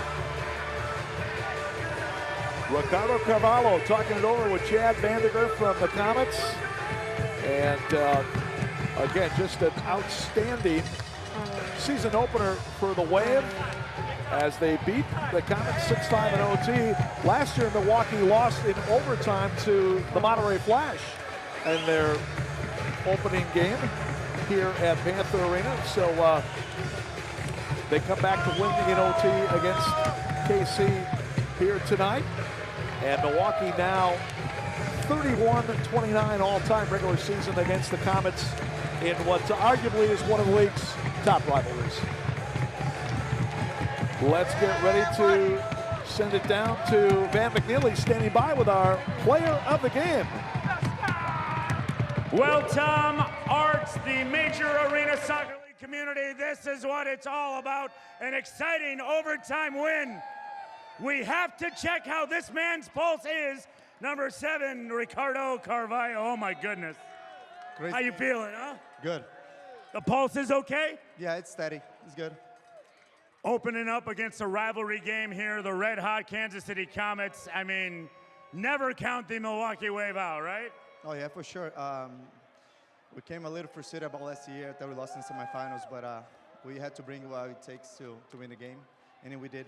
Excited for the next game, and teammates, everyone who made this work. I mean, everybody stepped up here. We've been practicing the past few weeks here. Kansas City got their go, and they came out strong. We knew this was going to be a tough game, but the mentality at practice this week, next man mentality, step up next, do whatever you got to do to win, right? Yeah, for sure, because we know like we might have a bad game, but the next one got to step up and do the job, extra job. So that's what we did today. And we're not out of the woods yet because Baltimore's coming around the corner here too, another big game. So. Oh yeah, for sure. But I got to think about St. Louis first next week. That's right. That's right. St. Louis and the home crowd, Paramount Plus, Golazo Network, watching around the world. I mean, what better fashion than to win in front of everybody, right? Yeah, and I come back is even better, right? Everyone thought the game was over, but that's Milwaukee Wave. All right, and this is number 7, Ricardo Carvalho. Check the man's pulse. It's okay. Our Think Limo driving force of the game. Tom, Art, Santa, Brad, we're all good? Thank you for joining us, Wave fans. Back up to Tom and Arts. All right, thanks, Van. Thanks, Ricardo. And thanks, Brad Beach and Santa. So, AK, great way to wrap up our first game of the year. Section 212. We will look forward to access. doing it again when the Baltimore Blast come to town for Milwaukee's next home game, December 20th. Wave will be on the road at St. Louis December 15th. That'll be the same day that the Comets host the Dallas Sidekicks down in KC. But boy, what a way to start the season. If this is any indicator of the way this season's going to go, it should really be something. No, it's great to be on CBS Sports Golazo as well. John Paul Della Camera, Shep Messing, Keith Tozer, the big brass of the MASL. To get us on CBS Sports Golazo is big time, and this was a great game tonight for the fans. You see some of the highlights from tonight's contest. And again, early it looked like it was going to be all Kansas City. They scored the first 3 goals of the game in the first 6 minutes. And even after Milwaukee got on the board, Kansas City answered to make it 4-1 at the end of the first. But then from that point on, the Comets were limited to just 1 more goal the rest of the night. Wave made it 4-2 at halftime and then cut it to 4-3 early in the fourth. After another goal by Ryan Marquez, his second of the night. The Wave then finished off the scoring. Tony Walls at 10:25. Ricardo Carvalho with the extra attacker at 14:52 to tie it at 5. And then Ricardo again at 7:13 of overtime on the great pass from Alex Sanchez to set him up for the game winner. You saw it. The last 4 goals, Tom, were all scored inside the penalty box. And that was a big key because Wave was getting a lot of chances, all from the outside. And once they started to get numbers in the box, they started to be successful offensively. There's the game winner again from Carvalho off the assist from Sanchez. And as we talked about, Wave, our next game and our next telecast here from Milwaukee on CBS Sports Golazo, December 20th, 6:35 p.m. Central Time, when the Wave hosts another one of their longtime rivals, the Baltimore Blast. Our thanks to the production crew here at Milwaukee Panther Arena for tonight's contest, for our producer Ian Thompson and my colleague Art Kramer. Tom Wynn wishing you a good one. Once again, our final score tonight, the Milwaukee Wave defeats the Kansas City Comets 6-5 in overtime. You've been watching the Major Arena Soccer League on the CBS Sports Golazo Network.